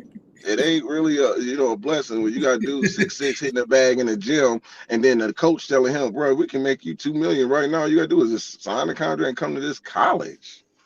Which one you picking? Polish you up, have you block, you know what I'm saying? Or we had you up there chasing a quarterback. I got $2 million for you right now. You hitting the bag. You ain't even a pro yet. Man, come on. Who we fooling? So that's how I look at it. Yeah, hey, man, so you've been catching up on everything going on with Alicia and Caroline lately, brother? Yeah, I have. I definitely have, man. I definitely have. What you think about what's going on with Alicia and Caroline? Of course, Caroline coming off her fight, beating Terry Harper, and the former Alicia opponent, and now of course Alicia, she got her fight next week, where she gonna be fighting a former Caroline opponent right there, and the whole back and forth. Caroline pushing for the fight. She at 135. Alicia, she pretty much telling her that do more work, do your thing where you at, and I'm gonna do my thing, and I'm gonna try to fight Amanda Serrano and Katie Taylor, shit like that. So what you think about all of that? Yeah. I think she need an arch nemesis. She need that. If you want to be a big star in boxing, you're gonna need to have that arch nemesis. It's hard to carry the torch. KO said Bob Gardner dug. She said KO said AB dug him, dog. No, I'm gonna tap into all that. I'm gonna definitely tap into all that, man. That's no. KO was saying that. No. It's right to say that. No, it's definitely right to say that, man. It's definitely right to say that. Her energy, I don't like her energy, but I've never. I don't know about how KO moved, but I have never said a fighter conduct somebody in another weight class that they never fought in. We got to I'm a logical thinker. You can't tell me somebody that's at 147 and you at 140 and you calling them out, but you ain't never fought at 147 in your career. You know what I'm saying? Yeah. I've never believed that. But if you go entertaining that weight class, you go up that weight class and fight, yeah. Now, I will call Alicia on her double standard when she actually said that she would go to 47 to fight Clarissa. And now that Carolina's only one weight class up. How are you entertaining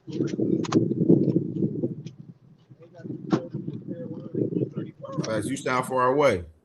My bad. How you got smoke for Clarissa, but you ain't got no smoke at 135 for Carolina? That's one weight class up. Facts. She said that's the energy. But hold on, give me a second because I'm helping my cousin. Give me a second, and I'm gonna come right back on it. Yeah, man. Yeah, that's the thing where the contradiction play is. Then on top of that, you try to fight girls at 126 and everything. That's what make Alicia look bad. And that perspective right there, you know what I'm saying? Especially. So with that being said, of course, yes, I do like Caroline And I like Caroline. I think it's worked for her definitely at 135 for sure. You know what I'm saying? I understand, and I've been one of the main people saying for as MVP, I believe like they marinating that fight because it's not that many women, big names out there. So they've been marinating this fight. So they letting these women talk their shit and pop their shit, and they're gonna build that fight. Now, I don't know. Amanda Serrano's fighting on that May 30th card with Stephanie Hahn and Holly Holm. And just to mention Stephanie Hahn, she's a champion at 135, the same division as Caroline as well. Elise Term, she this was funny right here. Let me show y'all this. This is funny right here. I want to show y'all this. The first I wasn't gonna do, but let me go ahead and show it. Is this right here? All right. All right. So this was Caroline last night. Of course, Alicia, she had a video. I guess she had like a little media workout yesterday, and she was talking about Amanda Serrano possibly being her next fight, or Katie Taylor. And Caroline, she said, I agree. If Alicia can get the Katie Taylor or Serrano fight, kudos to you. Legends in the game, go do your thing. But you won't. They will avoid you the same way you avoided me for whatever reason. But the thing is, there are just not enough big names in the sport to play this game. And then, funny right here, I had to catch this screen because I see my boy Two-Tone, man. Two-Tone, so funny, man. This man, he makes his post because Elite Term, another champion at 135, she was in her story saying, she talking about, this is the fight I want, but do you, talking about, Caroline Dubois. And Two-Tone posted this shit on Twitter and talking about Elise, Term, she asked him for smoke. And then Caroline, she responded, and let me take the better there because I wanted to get this whole little context of this little back and forth for the. She said, I'm already said yes. That's the fight I will be working for next. Why do you keep acting like I'm avoiding her? Unifications and big fights are what I want for this year. If you're so confident in AB's ability, why are you scared for me calling her out? And then Two-Tone said, the people are saying clean out 135.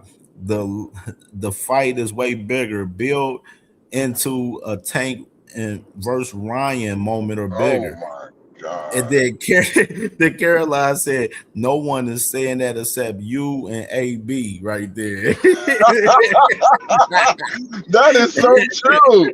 He can't find nobody to say. This is my thing. I love Two-Tone. Two-Tone my dude, but I cringe when I see his videos. Definitely talking about my Ohio fighters because I rock with Ohio, but you would never ever see me doing what Two-Tone is doing. You would never see, bro. That is too much gas right there. Too much protection. You putting up walls and protection. Hey, come on now. Nobody ain't come on, knockout, man.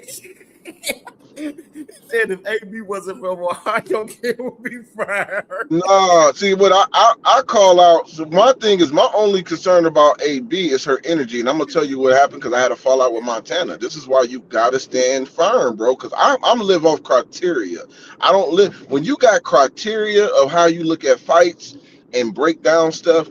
You don't care who the fighter is. You'll never go against your criteria. That's just me, right?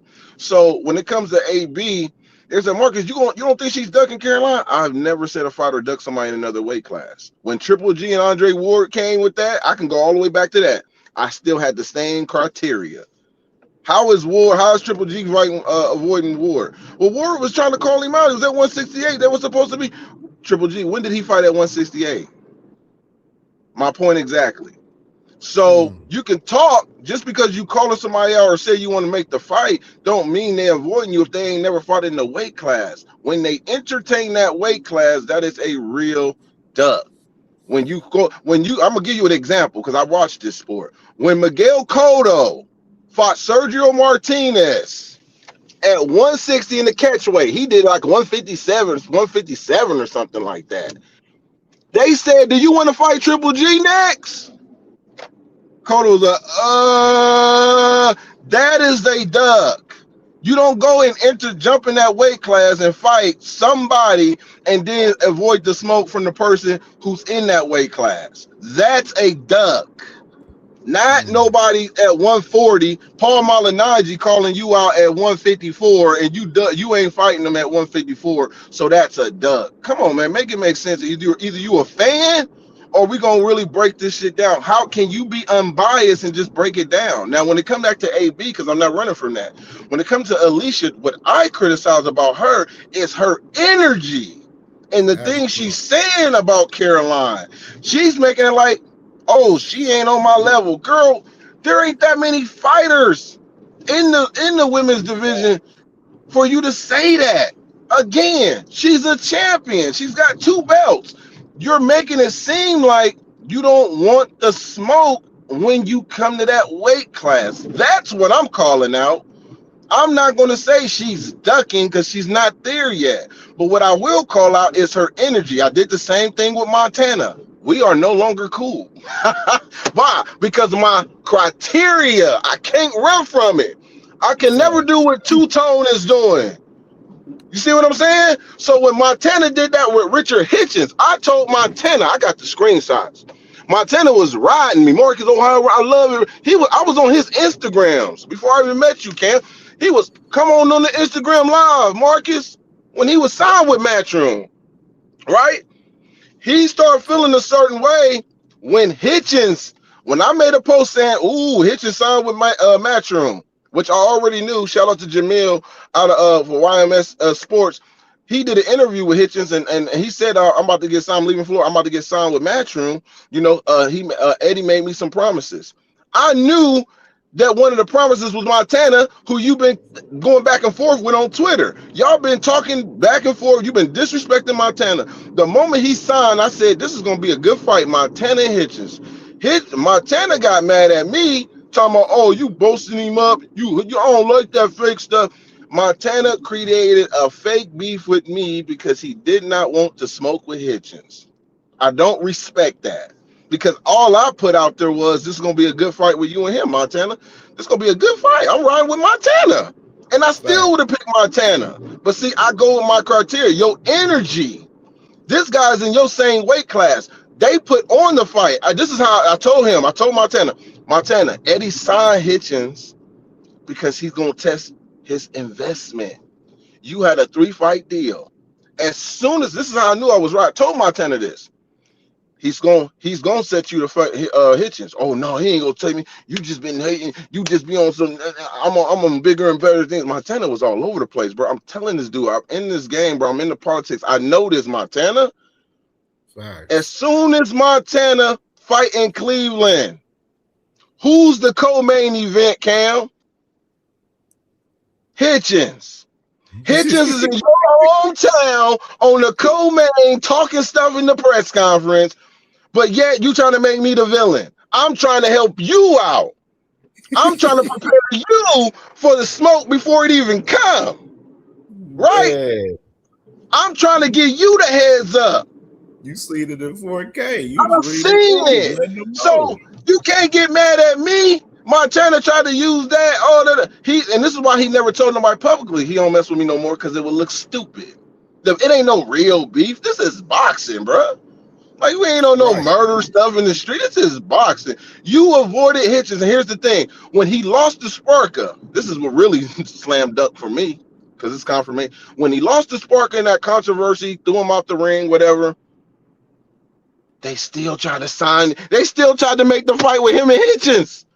Eddie still was like, you was fighting Hitchens. Montana had an injury. You remember this, Cam? Montana had some type of injury. I don't know what happened. But it prolonged the fight because it was supposed to happen on Alicia Bogardner's card in Detroit. Correct me if I'm wrong. That was supposed to be a co-main, right? He got an injury, whatever happened. The injury was so long, Montana, that Hitchens had to go fight on Dazn-Tnt against Boaz, whatever his name is. I don't want to mess him up. He had to go take another fight.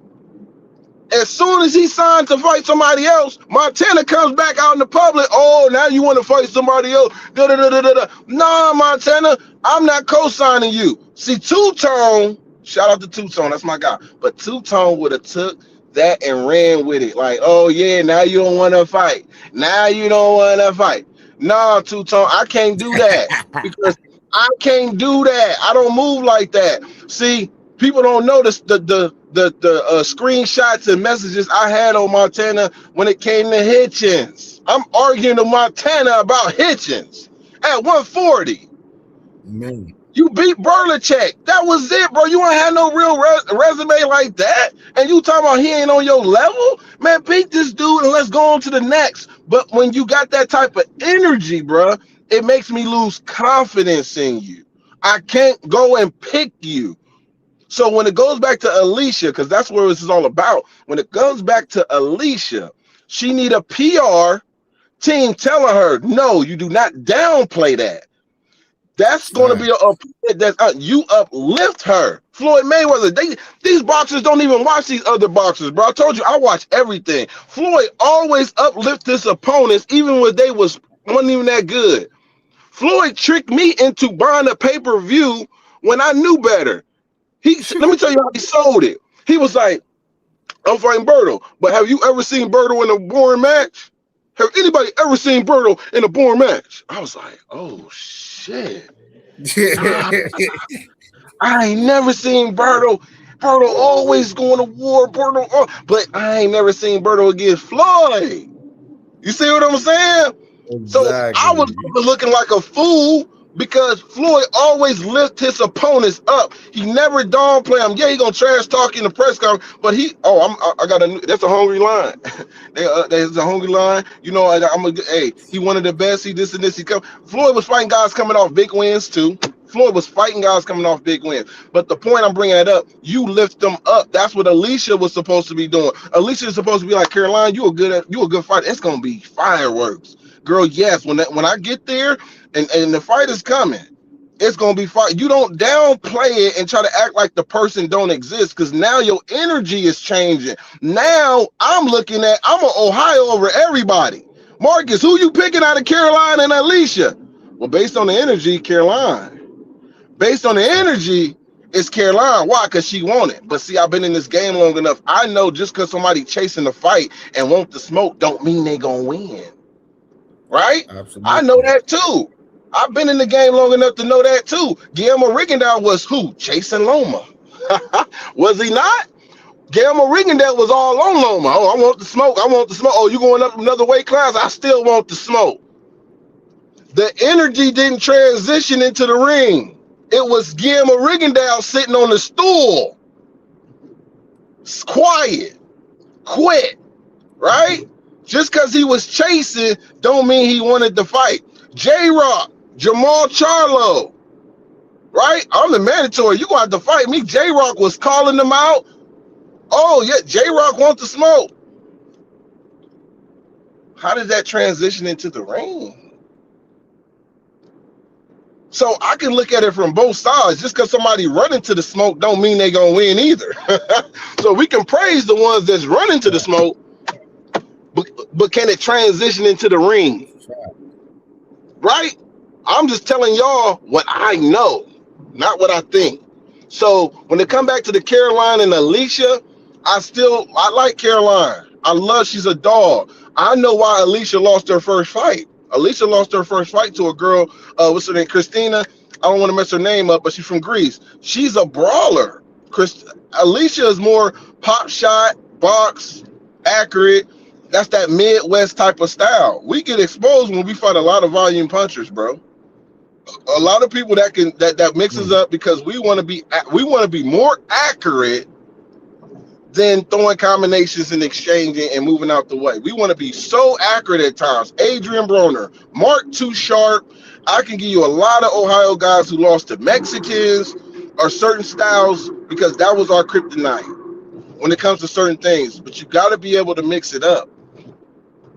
You know what I mean? So when it comes to Alicia, She has her flaws, but I think she has to embrace it. Get your confidence, because the more you downplay it, you an MVP. The more they gonna want to push it. Because now they said, ooh, now you see why Clarissa sees it. Clarissa like, ooh, you downplaying this? You don't want this smoke? I'm going to Caroline's fight. I'm going to lift her up when she win. I'm even going to put her on the co-main if y'all want me to fight Sadeja. Because now it seems like you running instead of embracing it. Instead of saying, you'll never hear me talking about, oh, they got to clean out the division. What? It's women's boxing. I'm happy Caroline. I'm happy Caroline is here. How many times these girls can become undisputed so damn fast? It ain't even funny. Shout out to my girl O'Shea Jones. She won the world title in her 6th pro fight, and we talking about cleaning out a division. If you serious, man, that's why I said I feel like with Alicia, I don't like the energy right there. She downplaying. No. With Caroline, no, saying like, oh, she need to do this, she need to do that. Oh, I'm doing this, I'm doing that. Like she trying to, totally big dog her, and I don't like that energy. That energy is looking real shaky to me right there. And that's it. That's all I'm pointing at, Cam. Cool. That's all I'm pointing at is the energy. I'm not saying Alicia is ducking, but it seemed like you downplaying that because they all in 2 weight classes. I ain't going against my criteria. I don't care who on the panel or who in the chat. Oh, that's ducking. You better have the same criteria when your fighter is in a situation like that you rock with. Because I see a lot of people switch up. See, that's why I call them out. It's easy to call these guys out because when they fighter getting caught up in some mess, they switch the tune. Now the criteria changed. Marcus' criteria never changed. It never changed. Now, if I'm silent, it's because I don't want to expose you. Marcus, what you think about I don't want to speak on it, but my silence speak volumes because I can't go against my criteria, and people who follow me should know that. I don't change up, bruh. So yeah, Alicia's energy is what I'm concerned with, and her putting up roadblocks. No, you embrace the fight. Caroline is definitely on her shit. She's definitely looking good. To say that she should have stopped Terry means it's different levels. No, we can't say that. That don't mean shit. A lot of casuals use that too. They be like, "Oh, so and so stopped him, but he couldn't stop him." No, bro, we can't use that. We can't go off. Your shoe. Earl Spence stopped Kell Brook. Kell Brook beat Sean Porter, but Earl Spence went life and death with Sean Porter. So how does that calculate? If style make fights, then let's keep it at that. But I see a lot of guys do that too. So Stone stopped him. So if he couldn't stop him, stop it. I don't even use that with Shakur. Abdullah stopped Shakur's opponent, but is Shakur a puncher? Is Shakur known to be a puncher? So why are we? What are we talking about? If y'all gonna use logic, Abdullah stops him. Abdullah takes more risks. Abdullah gets touched a little bit more than Shakur. Shakur doesn't take that many risks unless he and Nari spars you and know you ain't got no crack. That's when he gonna look like he invincible. But for the most part, I'm not always predicting Shakur to stop somebody. Where do y'all get that from? Oh, well, I ain't never heard of that opponent, so we should get him out of there. That's a dumb logical way to think, bro. Motherfucker might be durable. You know what I'm saying? So I don't look at it like that, man. So when you got people saying that, I know the chat trying to kill me right now because I'm speaking on that, but that's just how I look at it, man. I don't leave my criteria. No, you good. I'm just saying, I don't leave my criteria. It's gonna stick. Good. My criteria gonna stick. If you are in that weight class and that fight can be makeable, that is a duck. See, most people call ducks, Cam, a fight that they think somebody can win. So if you think Boots can beat Brian Norman and the fight don't happen, Brian is the one that ducked, right? Because we think Boots can win. That's why we say it's a duck on the other opponent.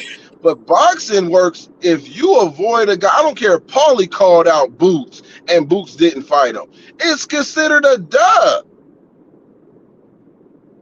And you be like, well, Boots will knock out Paulie Malignaggi at 147. That's not duck then. So you saying because Boots can win is not a duck if he avoid it? Man. And the fight can be made? That's the only thing. I'm not talking about a dude that's 2-0 calling somebody out that's 15-0. Bro, you got some work to do. Yeah, we in the same weight class. You got some work to do. I'm not going to give you an opportunity because you calling me out. That's not a dub. When the fight can be made and it makes sense, bro. No matter who it is. Because I keep my criteria that way because I know I'm going to have fighters that's in the same position that I'm criticizing. I know I'm going to have my Albert Bells, who people say, well, he ain't a puncher. Albert Bell going to get cooked by this guy. Albert Bell ain't going to. That's cool, bro, but give him his opportunity. If that's what you think, cool. But he still deserves his opportunity. We not going to avoid him and say, well, Shakur ducked Albert. Come on, man. Shakur beat Albert. He still ducked him, whether you like it or not. You didn't give him the opportunity. You didn't give him the opportunity. Navarrete didn't give him an opportunity. Raymond Ford didn't give him an opportunity. What's his name? Foster. Shaki Foster. He know Albert Bell. He was clowning Ray Ford about it, but he ain't right. But he ain't give him an opportunity either when he could at 130. So there's some respect there when it comes to Albert Bell. You know what I mean? But that's the point I'm bringing up is I keep my criteria. See, this is how you stop from being unbiased. People should be able, if you listen to me close enough, you'll be able to say, you know what, Marcus ain't gonna even believe that. No, Marcus ain't gonna touch on that. Marcus won't even agree to that, bro, because he believes this and this and that. It's easy to be able to break me down. I'm an open book. And to be honest, because I stick to my criteria. I just stick to my criteria. And if my Ohio fighters is moving funny or ducking, that's just what it is. I'm not two-toning it. But what I'm going to do is be quiet in that situation because I'm going to look out for them. I don't want to put them on blast. But y'all put me in a position to do my job sometimes. But when it comes to Alicia and Caroline, no, I don't like Alicia's energy because they're not in the same weight class, so it can't be ducking. You know what I'm saying? So that's just me. You know what I'm saying? It's not ducking. It's just her energy. She's not entertaining a future fight where that fight can be made. You know what I'm saying? Like, girl, she gonna stay at 130 the way she moving like shoes. But where's the fights? It's like if you ain't fighting nobody, that's another thing too. A telltale, Cam. And I don't want to keep over talking either. You good. But if you avoid a fight in your weight class and fight somebody lesser, that's not a good look. You can't fight somebody lesser than. You got to fight somebody better than or almost on the same level of the fight we trying to see. You know, if Danny Jacobs didn't get the Charlo fight and that fight could have been made, okay, let's say he avoided that, whatever. I'm just giving you an example. Let's say Danny Jacobs avoided Charlo, 160, but ended up fighting Triple G. You see what I'm saying? It's like this. He did avoid him, you know, but this is still a dangerous fight. This is still another elite fight, maybe a more money fight. And sometimes the fighters come back to that fight. You know what I mean? I remember Sean Porter avoiding Earl Spence when Earl Spence had the IBF, and Sean Porter said, "Look, I'm gonna go get this strap. I'm gonna fight Danny Garcia. I'm in the WBC rankings. I'm gonna ride this thing because if I come back with a belt, I have more. It'll be more money." And it did. It was a pay-per-view and more money. Sean did avoid him. I ain't sugarcoating that. He avoided him, but he had a game plan. He said, I'm coming, I'm gonna spin a block with a belt. That's a good business. That's a good business decision. Have a plan. If Alicia sit there and tell people, Cam, let me do this and do that, and Caroline, we gonna get this together. You ain't going nowhere. We like, heck, shit, did you hear what Alicia just said? Let her take out this and this. And we all function that way, Cam, because we had no problem with Andre Ward moving up. Remember what I'm saying? Moving up from 168 to 175 to fight Kovalev, and they gave him 3 tune-ups before he fought Kovalev, and none of us complained about it. Why? Because we knew what we was getting at the end. We want him to be as clean. We want him to be as calm in that weight class because we don't want no excuse. We was okay with him taking tune-ups, fighting journeyman. But I actually thought he fought some decent opponent because he fought the one guy too. He fought some decent opponent. He fought one dude, Paul something, I forgot. And then he fought, I cannot remember, Sullivan. He fought Sullivan. He fought a decent opponent, and then he fought somebody else, and then he went to the Kovalev. But we did not care who he fought because we knew what we was getting big. That's how you move. That's how you tell it. Oh, let me take care of business. I gotta take this. I'm gonna take that, and then we gonna definitely rumble. I don't like the whoever you beat. How much tickets do you sell? Who? Because where does that? And I said this post and you shared it the other day. That's why I love Adrian Broner, because he's the one. Shout out to Cincinnati 513. Y'all are the example. When a guy is on the A side, when a guy is selling out arenas and tickets, and when a fight gets presented to him, Broner has never in his mouth and his life said, "Oh, who has he beat? He can't fight me. Who has he beat? How many tickets has he sold?" You ain't never heard Broner say that. Yeah. He had World Star. He had everybody on him. Everybody fought on Adrian Broner's undercard. Earl Spence, Wilder, Thurman, Sean, Leah Santa Cruz, all the Charlos. Everybody fought on Broner's undercard. And he never moved like that. So don't defend that mess now. Broner ain't Ohio. We set the standard when it came to that. So Alicia, you got to come back. We don't use ain't no levels. We gonna embrace. Oh, that's what you want. All right. When I come to 135, I'm glad you're there. I need my nemesis. Let's build this up. But I'm coming. Let me take care of this and this and this. And I'm coming. You already was undisputed. What is it there? What is it at 130? Help me, sis. Who's there? Is it Katie? Can you get the Katie fight? If you can't get the Katie fight, cool. If you can get it, cool. But if you can't, let's go where the smoke at. Let's go. Facts. If you can't get Amanda nor Katie. Yeah, let's go. If you can't get the fight, move. Because I think Alicia earned that fight. She do deserve a fight with Katie or Amanda before Caroline. Because Caroline, I think she knows is going to be a threat anyway, because everybody is talking about her. She can downplay all she wants, but she's seeing everybody that's in the boxing world talking about Caroline and posting her and certain things. Like, she sees it, bro. She on social media. It's the new fighters. But again, like AB ain't never downplayed his opponents. Matter of fact, AB gave more opportunity to fighters.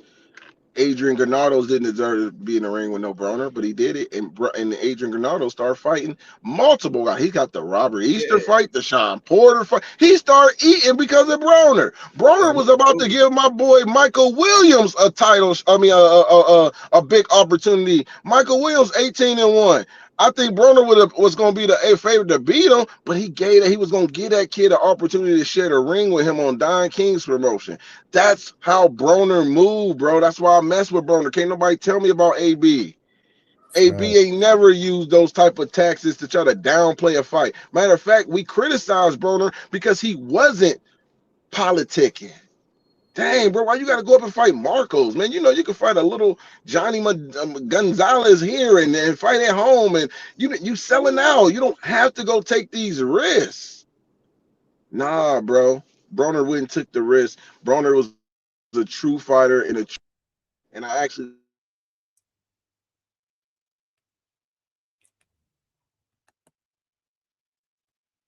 It's me.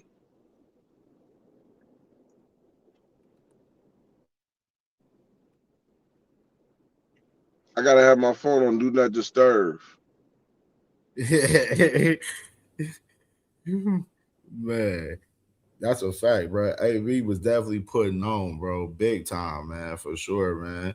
So we going to get into this interview right here from my boy Knockout Boxing 86 TV. Salute to my brother, man, for this amazing interview last night with my dog Abdullah Mason, man, Cleveland's finest. You know what I mean? And dope interview last night. Make sure y'all subscribe to my brother, man, for sure. Doing amazing work on this channel over there for sure, man. And let's go and react to it real quick, man. Back, I believe. So put some hand clap emojis in the chat. Put some fire emojis in the chat. We got the young man 20-0, 17 wins by way of knockout. Got a big fight coming up there in his hometown. He's taking some time to speak with us, man. We got Abdullah Mason in the building. Abdullah, what's up, man? Hey, salute to my boy Sam Ironheart with the $10 banger in the Cash App, man. Salute to my dog, man, for sure, man. Salute Sam Ironheart. How you doing? Oh, no, how's everything? How you feeling, man? Man, I'm feeling good, bro. It's been a minute since we talked. So first, congratulations on becoming world champion, bro. Thank you. I appreciate it. No, I appreciate you. And always, I appreciate you taking the time to speak with me and giving me some of your time, man. It's always a pleasure to have you on the show. So thank you for your time, bro. Absolutely, man. Thank you for having me on. Yes, sir. Yes, I see you rocking the Cleveland. Is that the LeBron? Is that the LeBron jersey? What's that? No, this is the one, the Rocket Mortgage. You know, the Cavs that sent this to me, you know, before I went out to the game. This was after my last fight. I won a world championship. So, you know. Fire. Yeah. So, man, I got a few things I want to talk to you about. And I know your pops had told me you just got done sparring, so I know you're tired. So I ain't gonna take too much of your time. So again, I appreciate you. Let's get right into it if that's okay. All right. All good. All right, bet. So the first thing I want to talk about is that fight that you became world champion against Sam Noakes. My first question, Abdullah, is what did you learn from that experience, bro? What did you learn in that fight? Man, it was a lot of experience gain on my part. You know, fighting somebody that durable, going past 6 rounds, going the whole 12 rounds. It was a lot of experience gain, you know, and it was something that I feel like it turned me into a new fighter. You know, being inside that pro arena next time you see me, I feel like it's, you know, it's going to be levels. It's going to be a lot more levels that they see that I've grown being in the pro. Stop the thing, but I got to get this $2 super chat from my sis. Sis 2 says she asked, I was gonna get into this conversation after this interview, sis, as far as the conversation with Devin and Rolly after this interview, sis. But she said, do you think Devin is Doug and Rolly? You know what I'm saying? We gonna get into that conversation after this interview, for sure. And salute to my brother T Hill in the building, man, for sure as well, man, for sure.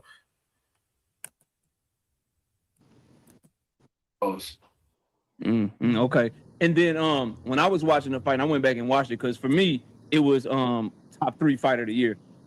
FaZe, you know me well, right?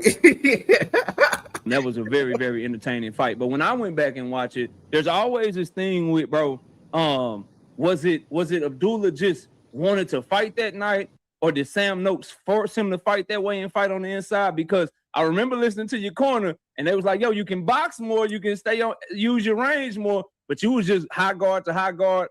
Let's get it cracking. Was that more so just what you wanted to do, or was it a little give and take where Sam Noakes was just a little bit stronger than you anticipated?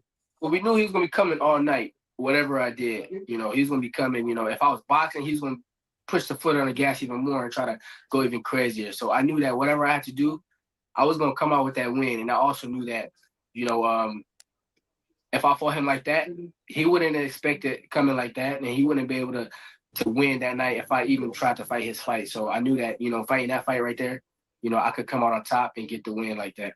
While also looking to my corner, you know, everything they told me, I kept in my mind, and I, you know, make sure I implemented it in different parts of the ring when I was in there. Yeah, the jab was definitely working, but you was like, yeah, I'm jabbing, but I'm jabbing to get inside, bro. I'm not coming to play with you. Did you feel him, because it looked like you were coming on strong and he was getting a little weaker? Did you feel him kind of withering away a little bit as the fight went on? Yeah, I did. I felt like I was getting stronger as the fight went on. So, you know, I feel like I had what it took to break him down even more. I had what it took to push myself even more as the rounds went on. After it hit that 9, 10, 11, I started feeling like I started getting more of like a push, you know, from my corner, from myself. And I felt like I'm gonna come out with this win tonight. You know, that's what I was thinking. Like whatever going on, I'm coming out with this win. I'm coming out a world champion. I'm bringing it back to Cleveland. So, you know, now the next step is defending my world title. 100%. We definitely gonna get into that. And so, congratulations again, man. What a great performance and a great fight. Now, let's move on a little bit. I don't know what it is, Abdullah, but it seemed like every time you get around Keyshawn Davis, y'all end up going viral. This was supposed to be a nice experience, top rank. Announced that they going to the zone. Y'all having a press conference. Everything is going good, and then here you and Keyshawn go. Y'all are getting at it. Y'all are having y'all words, man. What is it about y'all being around each other that just makes y'all always tend to have to kind of perk up a little bit and talk a little bit and let each other know how y'all getting down, man? What is it about y'all's interactions, man? I mean, you know what he want. You know, I'm not the only fighter that he does that to. You know, he did that to this fighter, he did that to this fighter, he did that to this fighter. You know, he getting what he want to get out of it. You know, the clout, whatever it is. And you know, I got the title. I got what really mattered. So maybe he just chasing what really mattered, and he trying to, you know, fight this person with the title, fight this person with the title because you know he don't got his. So my thing is, you know, me and my brothers, we about to be making boxing look amazing. You know, we got the hometown fight coming. My brother's gonna be on the card. Your favorite movies and TV are on YouTube. Press play on something new. Breathe it in. And whatever else after that, I got the belt. So, you know, I'm defending here. I'm gonna probably do what I do next. So whatever that is, the next step forward, you know, I'm keeping my eyes on the prize. Got you. Okay. And in that interaction, because I went back and watched it before the interview, Abdullah, I said, I got to be prepared because I need to know because I listened to everything y'all said. And it was something that you told Keyshawn. You said after that interview, I called Jay Prince and I told him, what's up with making this fight? What interview were you talking about that he did that made you get on the phone with Jay Prince? What interview was that? With Cam and Mace. And I don't know the timeline, you know, how long prior it was to, you know, him doing all that to where I called him, but it was a few weeks. And as soon as I seen it, as soon as a few people had sent it to me, I seen it, I put it up, and I was like, yo, I called him. And, you know, that's what happened. Got you. So I figured it was that interview, but I wanted to hear you say it so I could ask this follow-up question. What did he say? What was it that you heard that made you get on the phone like, nah, bro, I'm not going like that? What was it specifically that he said in that interview that made you want to make that phone call to see if you could make that fight? Well, you know, he was talking some stuff, and you know, I wanted to see if, you know, we can make that happen because we're gonna see. So, you know, his thing is, I feel like he keep contradicting himself. You know, he had his chance. You know, he was drunk here, couldn't make weight here. You know, then in that same time, he said, you know, that same. My bad. You know, you had somebody step in here, but all good, bro. Where were we? You were saying what he was going over what he said in that interview that made you want to call Jay Prince and see about getting that fight. So like he keep contradicting himself though. You know, at the end of it, he's talking about but I don't want to fight him right now. So okay, cool. Don't mention it. You know, when you're ready to fight, that's when you mention it and we could get it on. But whatever the case is, you know, he doing his thing. He moving here. He running around here. He chasing this, chasing that. You know, I got my eyes on the prize. I got Joe Cardenas and anybody else in any division I step in for however long I'm in boxing, they're gonna have to see me if they want to, you know, if they want to be the best or whatever. So right now I'm taking it step by step. I got Joe Cardenas, first world title defense, and I'm gonna make that look amazing, inshallah. And then after that, we on to the next. Already, and we about to get into that. I got a lot of questions around that. Just one more follow-up question, but I got to tell you real quick, Abdullah, you popping it a little bit more than you did when we first started interviewing. I'm liking it, still mild-mannered, still respectful, but I'm liking it, Abdullah. Don't get me too hyped, man. I might be down there in Cleveland for that fight, bro. Don't get me. You gotta pull up. Everybody gonna want to see it, you know, man. Yeah. It's gonna be an amazing fight. I feel it's gonna be an amazing turnout. But Cleveland been showing that support. You know, I need to make it big for them and go crazy for boxing. You know, boxing looking for that. You know, and that's me. And my brothers, some brothers, yeah. Yeah, for sure. And then last question on this, then I want to move to the Joe Cordina thing. So when you called Jay Prince, what did Jay Prince say to you? Oh, I can't disclose that. I can't do it. I gotta ask though, bro. They gonna be on my helmet. They gonna be on my helmet if I don't ask. I figured you were gonna hit me with that, man. But all good. So let's get to the fight. Cleveland, Ohio, July 4th. Joe Cordina, your first title defense, man.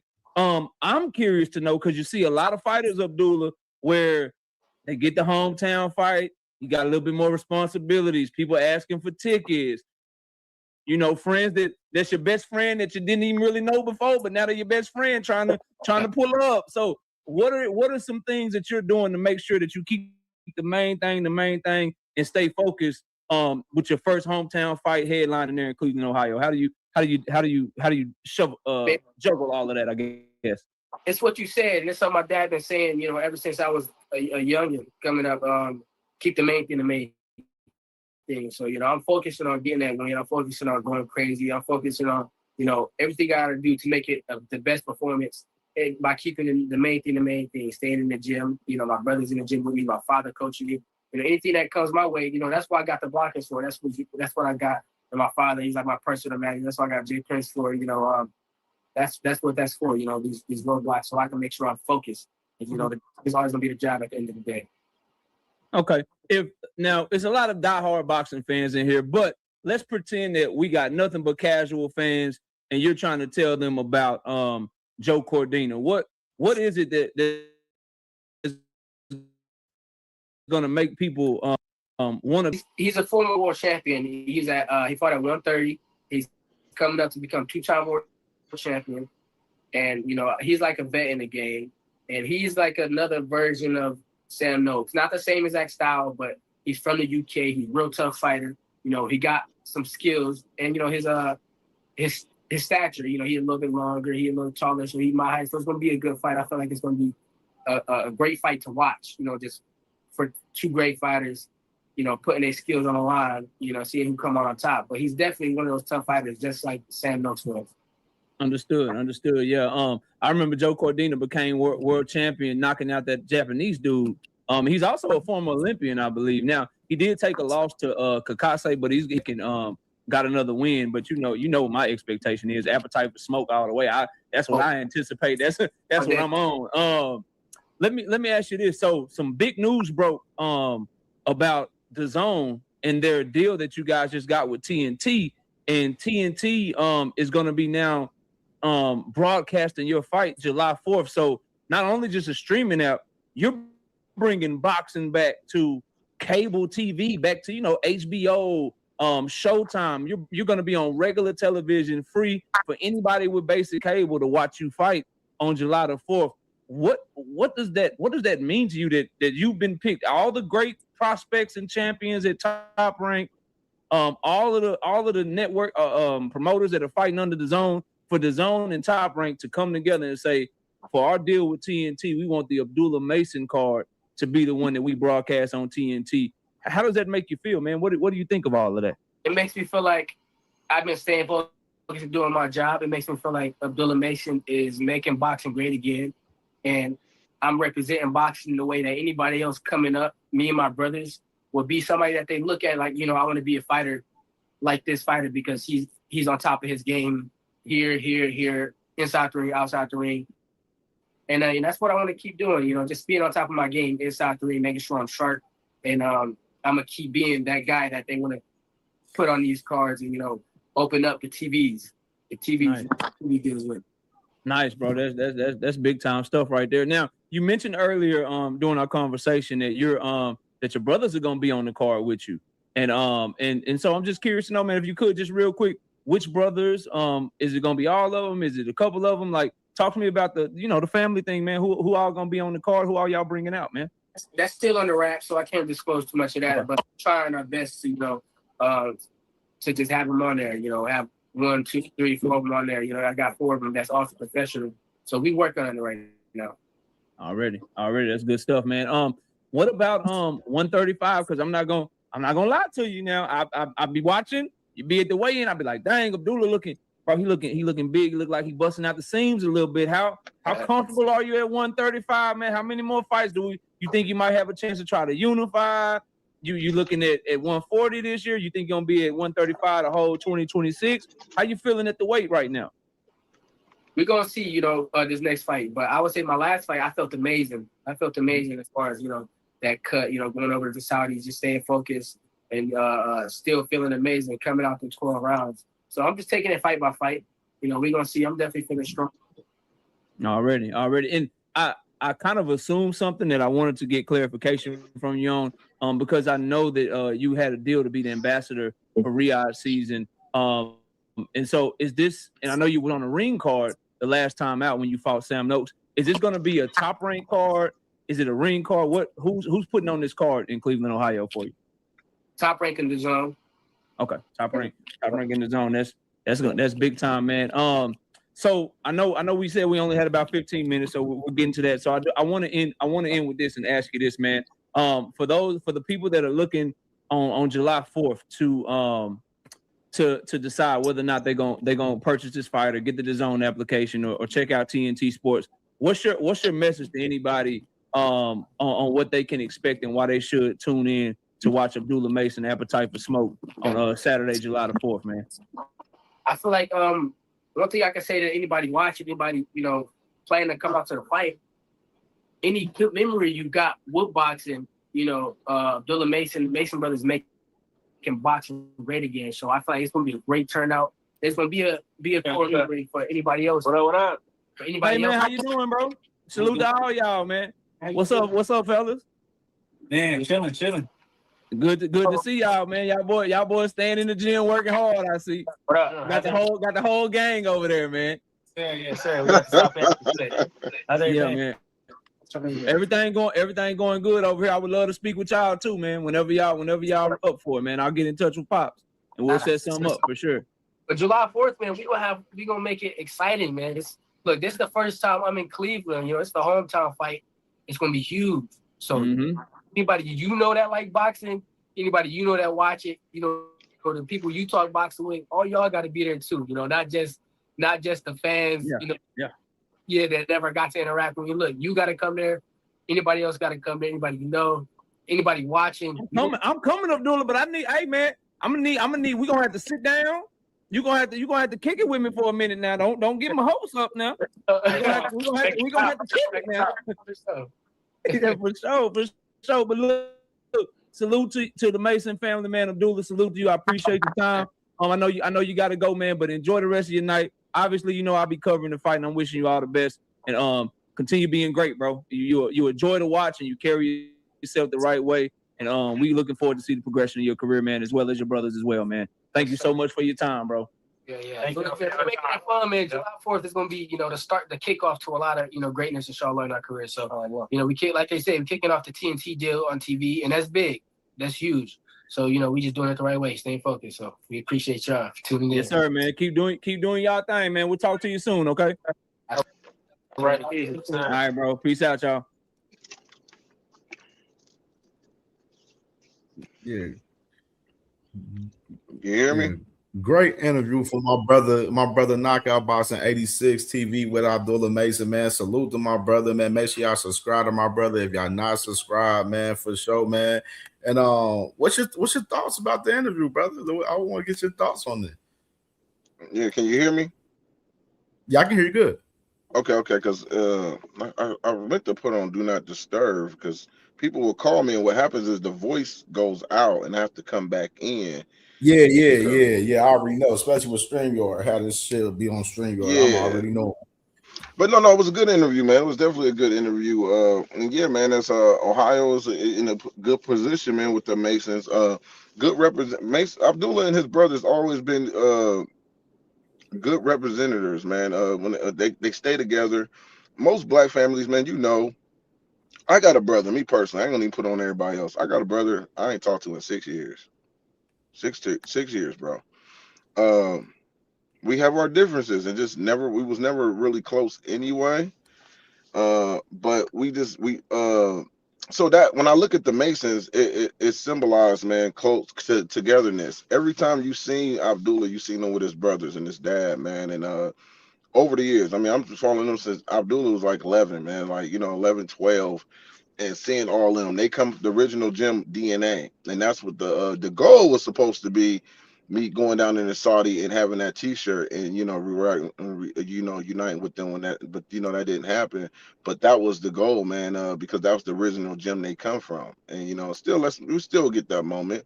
But yeah, David had 73 fights in DNA in the DNA gym.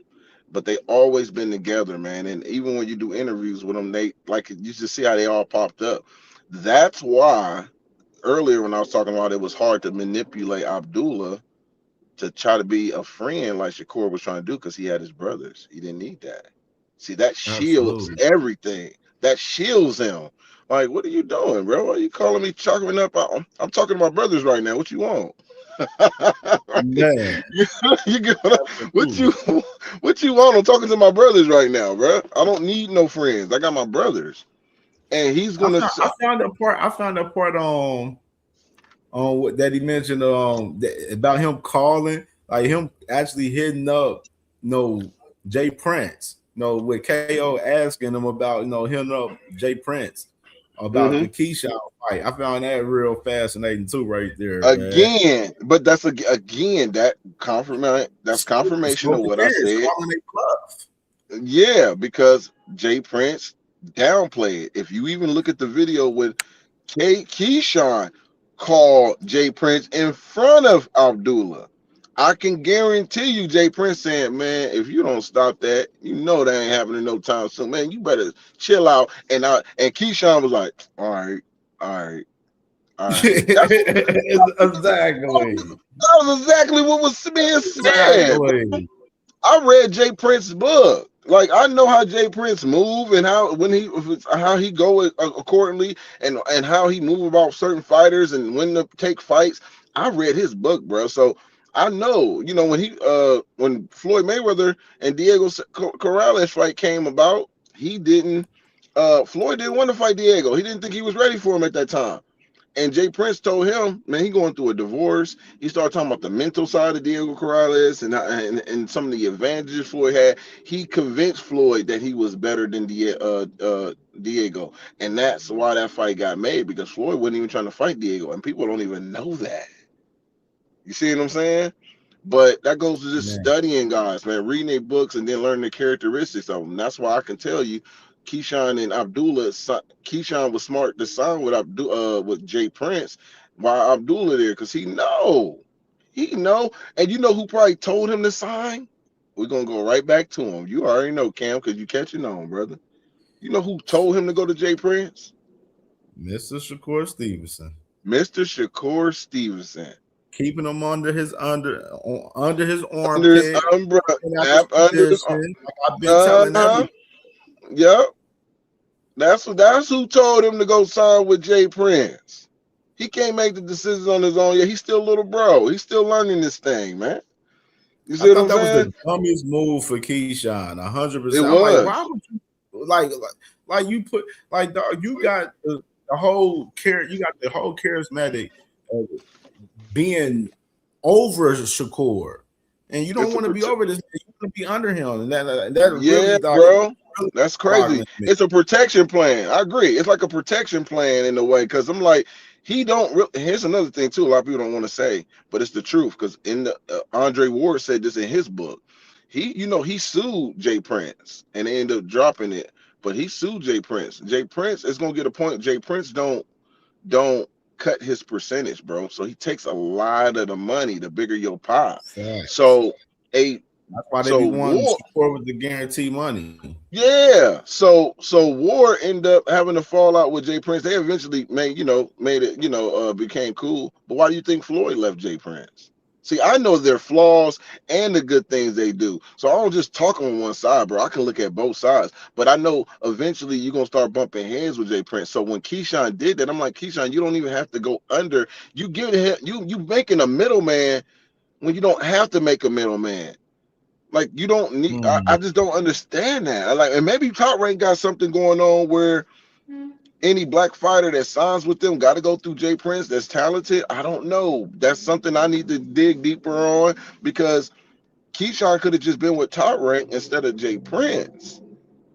Exactly. Now you still right. Like, you got to pay Jay Prince, Bob Arum a percentage. If you pay Bob a percentage, if you fighting on another network or across the street promotion, 30%.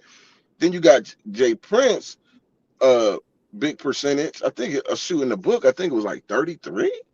That dude was getting it. I think Andre Ward said 33. Andre Ward said 33%, brother. So he was taking all. I'm talking about Kovalev fight, all that. So he got out of that. He was like, man, you done did enough. Because what Andre Ward realized was like, damn, I don't really need you no more. And if managers is smart enough, so they ain't gonna do that. You can take a guy more his career and got him. Okay, cool. You helped him a little bit. Now he's with these bigger promotions. They making fights. You really not doing nothing no more. It's like you really. It's one thing if you saying, hey man, I got this deal for you, this commercial. I got this lined up for you. I got you on this this Nets. I just got Fresh Prince of Bel-Air for you. You're gonna do a sequel. You still putting money in his pocket. Okay, cool. You making it relevant. You still relevant. Why I need you outside of boxing. But if my bigger promoter, Al Heyman, Eddie Hearn, and them is making the fights, why are you still in the middle now? Like either you gonna cut your percentage low because you ain't doing that much on the boxing scene, or you gonna keep it the same way, but you also helping me make money outside of the ring. That's reasonable. Help me make money outside of the ring. Oh, I just got this new deal with Hershey's because of Jay Prince. I got Hershey's. I got that because hell yeah, he gonna get 30. He earning that 33%. That's a big percentage, but he earning it because he keep giving me more money.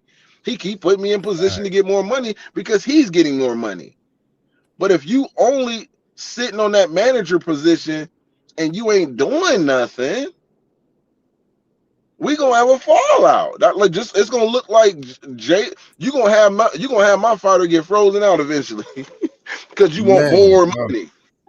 You want more money. Appreciate my dog Knockout, man, on the conversation, bro, because it was a dope conversation. I even like the question he asked about Abdullah with 135, and Abdullah definitely answered that shit smooth as hell with the 135, talking about he feel amazing. yeah.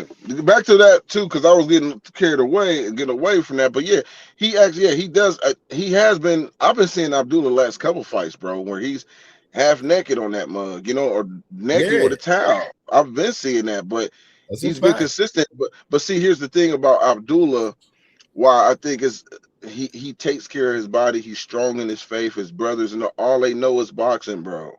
They got a team. They know it's boxing. They look out for each other. You know what I mean? So it's laser focused. It can still take fight by fight. But once he and I'm gonna tell you another person from Ohio that was like that, loyal to this craft, didn't smoke, didn't drink, didn't party. Sean Porter, same type of fighter.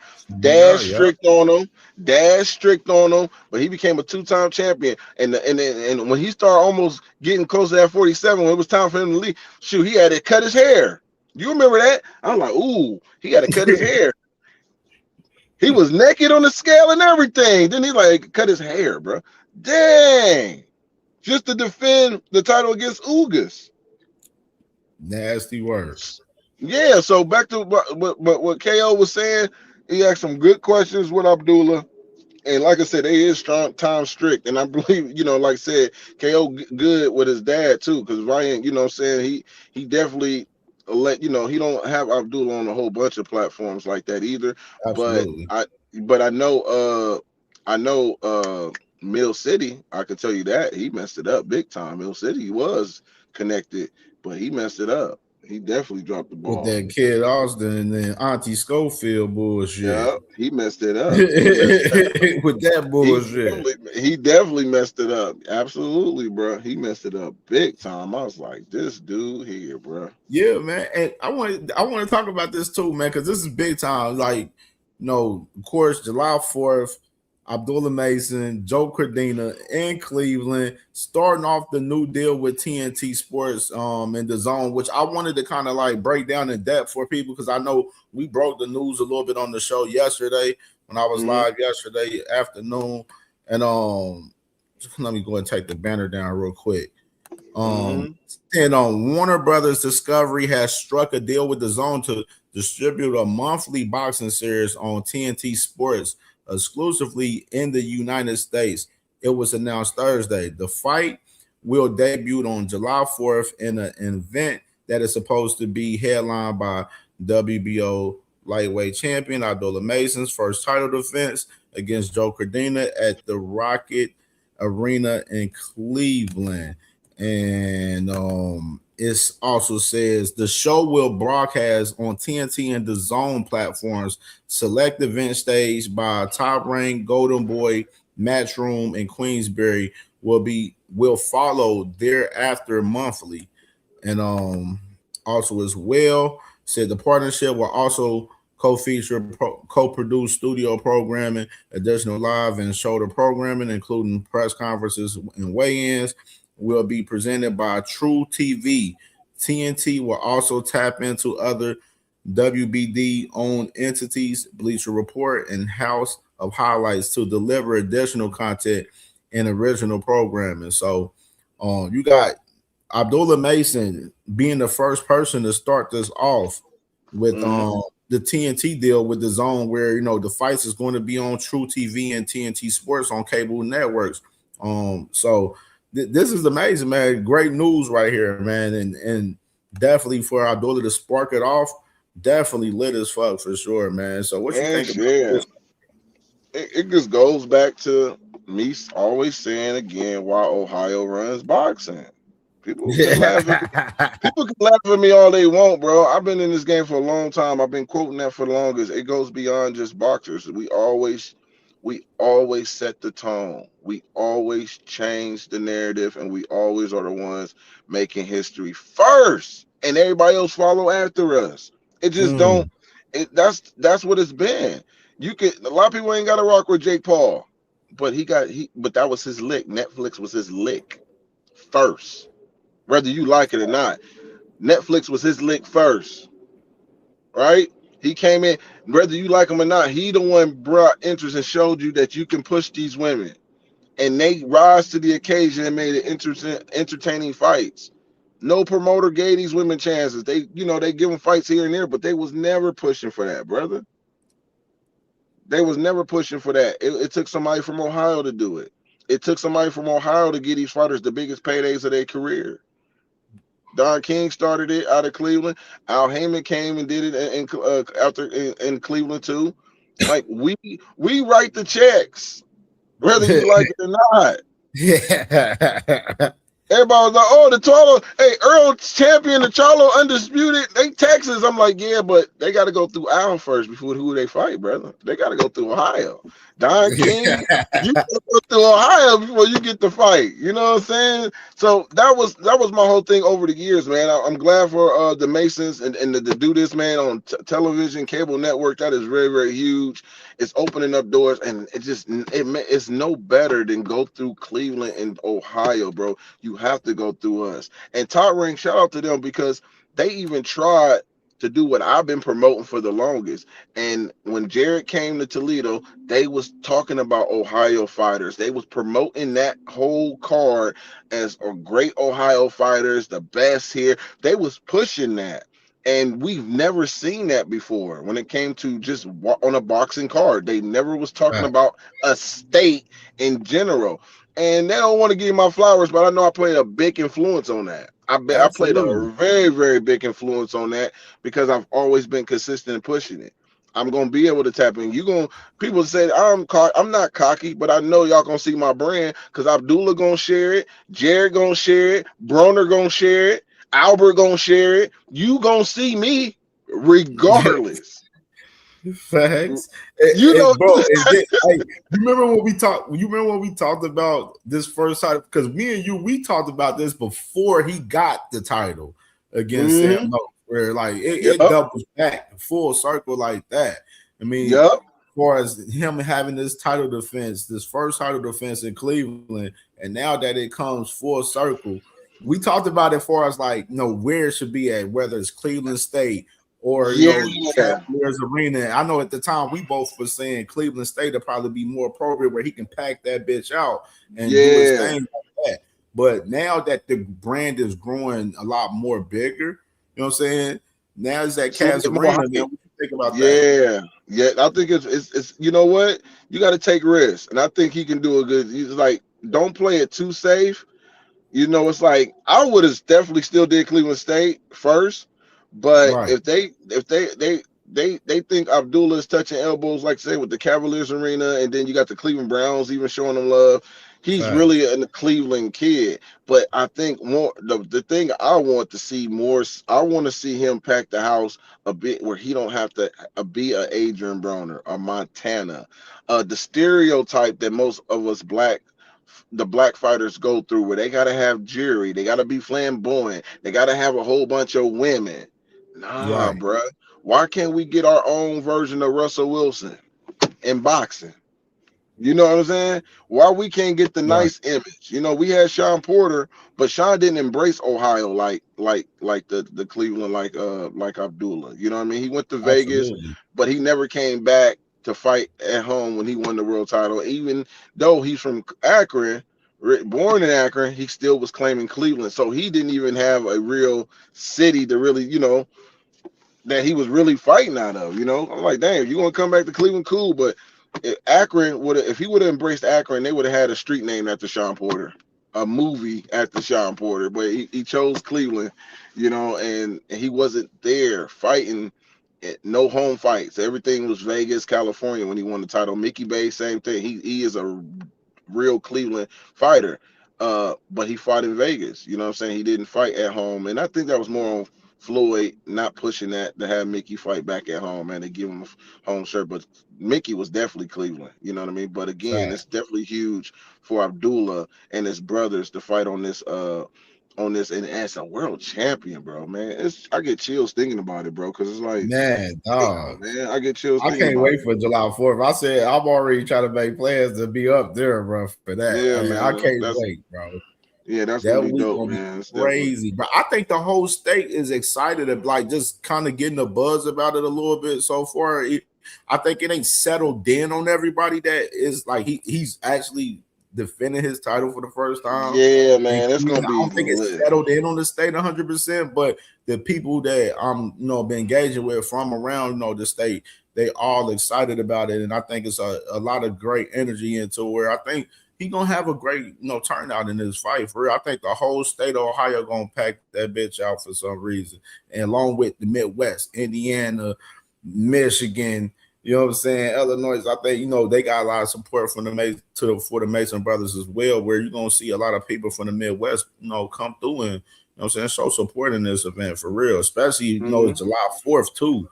Like that. Yeah, That's that's a gonna be crazy. perfect time, man. And then Cleveland, so that might be somewhere. I might stay tonight on that Saturday, and that Saturday night, because I'm gonna be down there. Probably be down there for 2 days. I'll probably come Thursday, Friday, and Saturday. Yeah, I So was thinking Thursday for the final pressure, and of course the weigh-in Friday. So I was thinking both of them days. Definitely, because that shit gonna be crazy. I'm telling you, I think it's gonna be crazy up there, man. I think he gonna pack the Cavaliers arena more than some people probably think. For real, watch. yeah. If he does that, man, that's gonna be really impressive. Montana didn't do that, and I think Montana had the swag, but I still think he still needed a fight or two. I think coming off of Jake Paul's, arena, performance fighting under Jake Paul, I still thought that was still huge. I was like, I don't know if he gonna do that, man. Jake is one thing, but Montana, that was tough, and he did have some empty seats. But they tried it. It's all about sometimes you got to take risks, man. You don't want to be walking too much on eggshells, scary all the time. You got to take risks, and I think Abdullah can pull it off. And if he does it, then the sky's the limit. That means more Ohio fighters will start eating, and you can fight at home. Abdullah will now take the position that Adrian Broner was once at, where every time Broner fight at home, Absolutely. we got to see Terrell Goucher, we got to see Rasheed Warren. Those guys got to fight on the undercards, because once Adrian Broner went down, it was no man's land. Rasheed fighting in Cali. Rasheed fighting in New Jersey, Terrell fighting in Cali, Terrell fighting in Mississippi. I'm just keeping it true. I'm like, it goes to show you how. That's why we got to support each other. I don't care where you from in Ohio, bro. If you from Toledo, I'm pushing you up. If you from Dayton, I'm pushing you up, because I understand the domino effect of the blessings that come from that. Once a person is up, he's going to open up doors for everybody else, because when he come back home and got to fight, he needs some Ohio fighters on that undercard. Period. We got to stack this bad boy out. You know what I'm saying? So We need Cleveland, Cincinnati. We need Toledo fighters I under would there. love Like, if they put Albert and Andy Cruz on this card, but I that's don't what I think they said. wearing those Nah, fucking they hats. wouldn't. Nah, that would have been. I think because that's what world title. That's gonna be like a eliminator. But yeah, I think that fight won't damn near overshadow Abdullah. So you don't want to put a fight that overshadow because I was talking about that with Tiger. Tiger gonna be there. We ain't even talking about Tiger yet. Tiger gonna be there. He fighting at home, bro. What? Everybody Tiger talking about definitely Abdullah. got to play that card. Top ranked Tiger. Yeah. It would make no sense if he's not on this card at all. Man, Tiger is gonna be on that bad boy. It's gonna be lit. Tiger gonna be on that bad boy, and then you got and shoot. And if they could have had Jared, that'd have been love too. To have Jared, that'd have been Yeah, lit. because Jared fighting May 9th on the Worley and Dubois card. Yep, he's fighting May 9th. But that would have been even more lit. But Dante Benjamin, I was able to pull the plug and waited, man, a little bit on that fight, man, with Jared. They should have had Jared on there because I was thinking as soon as I was looking at this interview yesterday, I was thinking, I'm like, man, why they have him got fight May 9th? They should have just pulled him and have him on that July 4th, man. Man, that would have been dope, man. Because let's say him, but see, yeah, him. But I don't see the thing about that sometimes too is the egos, man. They get who want to be the co-main? Like I'm the heavyweight. Yeah, the placement. I ain't about to be on the first fight on the card. Like sometimes you go through that, but. You got Dante Benjamin undefeated, you know what I'm saying? He's still a monster too, out of Cleveland. We got some other local guys that I think that do really good at ticket sales. Tyshawn Denson out of Akron. He's a great fighter too, 5-0. He got sick in the Turkey tournament. You know what I'm saying? He got sick going overseas and had to drop out of the tournament, but he's another one. But we got some real good fighters that can bring some fans too, man. So that's what it comes down to. But it's gonna be lit, man. I think it's at the end of the day, Abdullah is gonna rep. Is gonna rep Ohio. Is gonna rep Cleveland the way it's supposed to be. He probably can go down, man, if he keeps this thing going and looks really good. Because he's an action-packed fighter, bro. So he stops Claudine. That's gonna be an impressive type of thing too, man. Because woo-wee, bro, it's gonna be on fire. He will actually take on the path where he's actually defending his world title or fighting world title fights in Cleveland, like Terrence Crawford. Terrence became undisputed in Omaha because of the support. If you support him, he can fight and defend. You ain't gonna have no choice but to fight him in his backyard. Facts. It's huge, man. That's huge. Thanks, man. Let me get your opinion on it. Yeah, man. So I know you know a little bit of the story with Devin and Rolly, man, because I know since she asked that question, man, about you think Devin is ducking Rolly Romero with the negotiations far as Devin. Of course, Devin at first he said the offer was solid when they first started talking about the fight with him and Rolly, and then he went on, later on to say that, the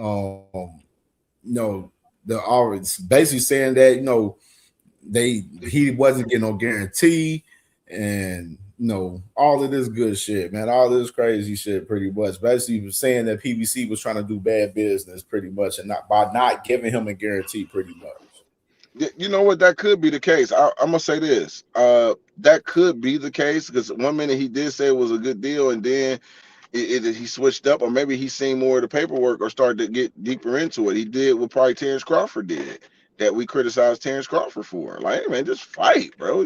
What are you talking about, leading the paperwork and do all this extra? We criticized TC for some of those things. I think Devin earned the right to make sure he's compensated correctly because he is really the A side. And I think PBC is trying to treat him like nah, you just a B-side opponent. And if that is the case, no, bro. Because now, if you don't want to make the fight with me or really, come to a common ground where we can have a, meet in the middle, then guess what? You go fight that mandatory and then let that dude become and make Rolly a Cambosis. Huh? Like, now you're going to make another name. Oh, you already know, but what's it called? Both of they mandatories fighting each other. Giasov and Katarov fighting each other. Oh, is they? Okay, so that's cool too. But so now they fighting each other. Just like I think what happened was with Devin and PBC, they were willing to cover the fight. The thing was they was wanting those guys to split on the back end, like they originally do business, as far as pay-per-view and stuff, to split the back end. And Devin wasn't willing to gamble on himself as far as that with Rolly. Rolly was, but Devin wasn't.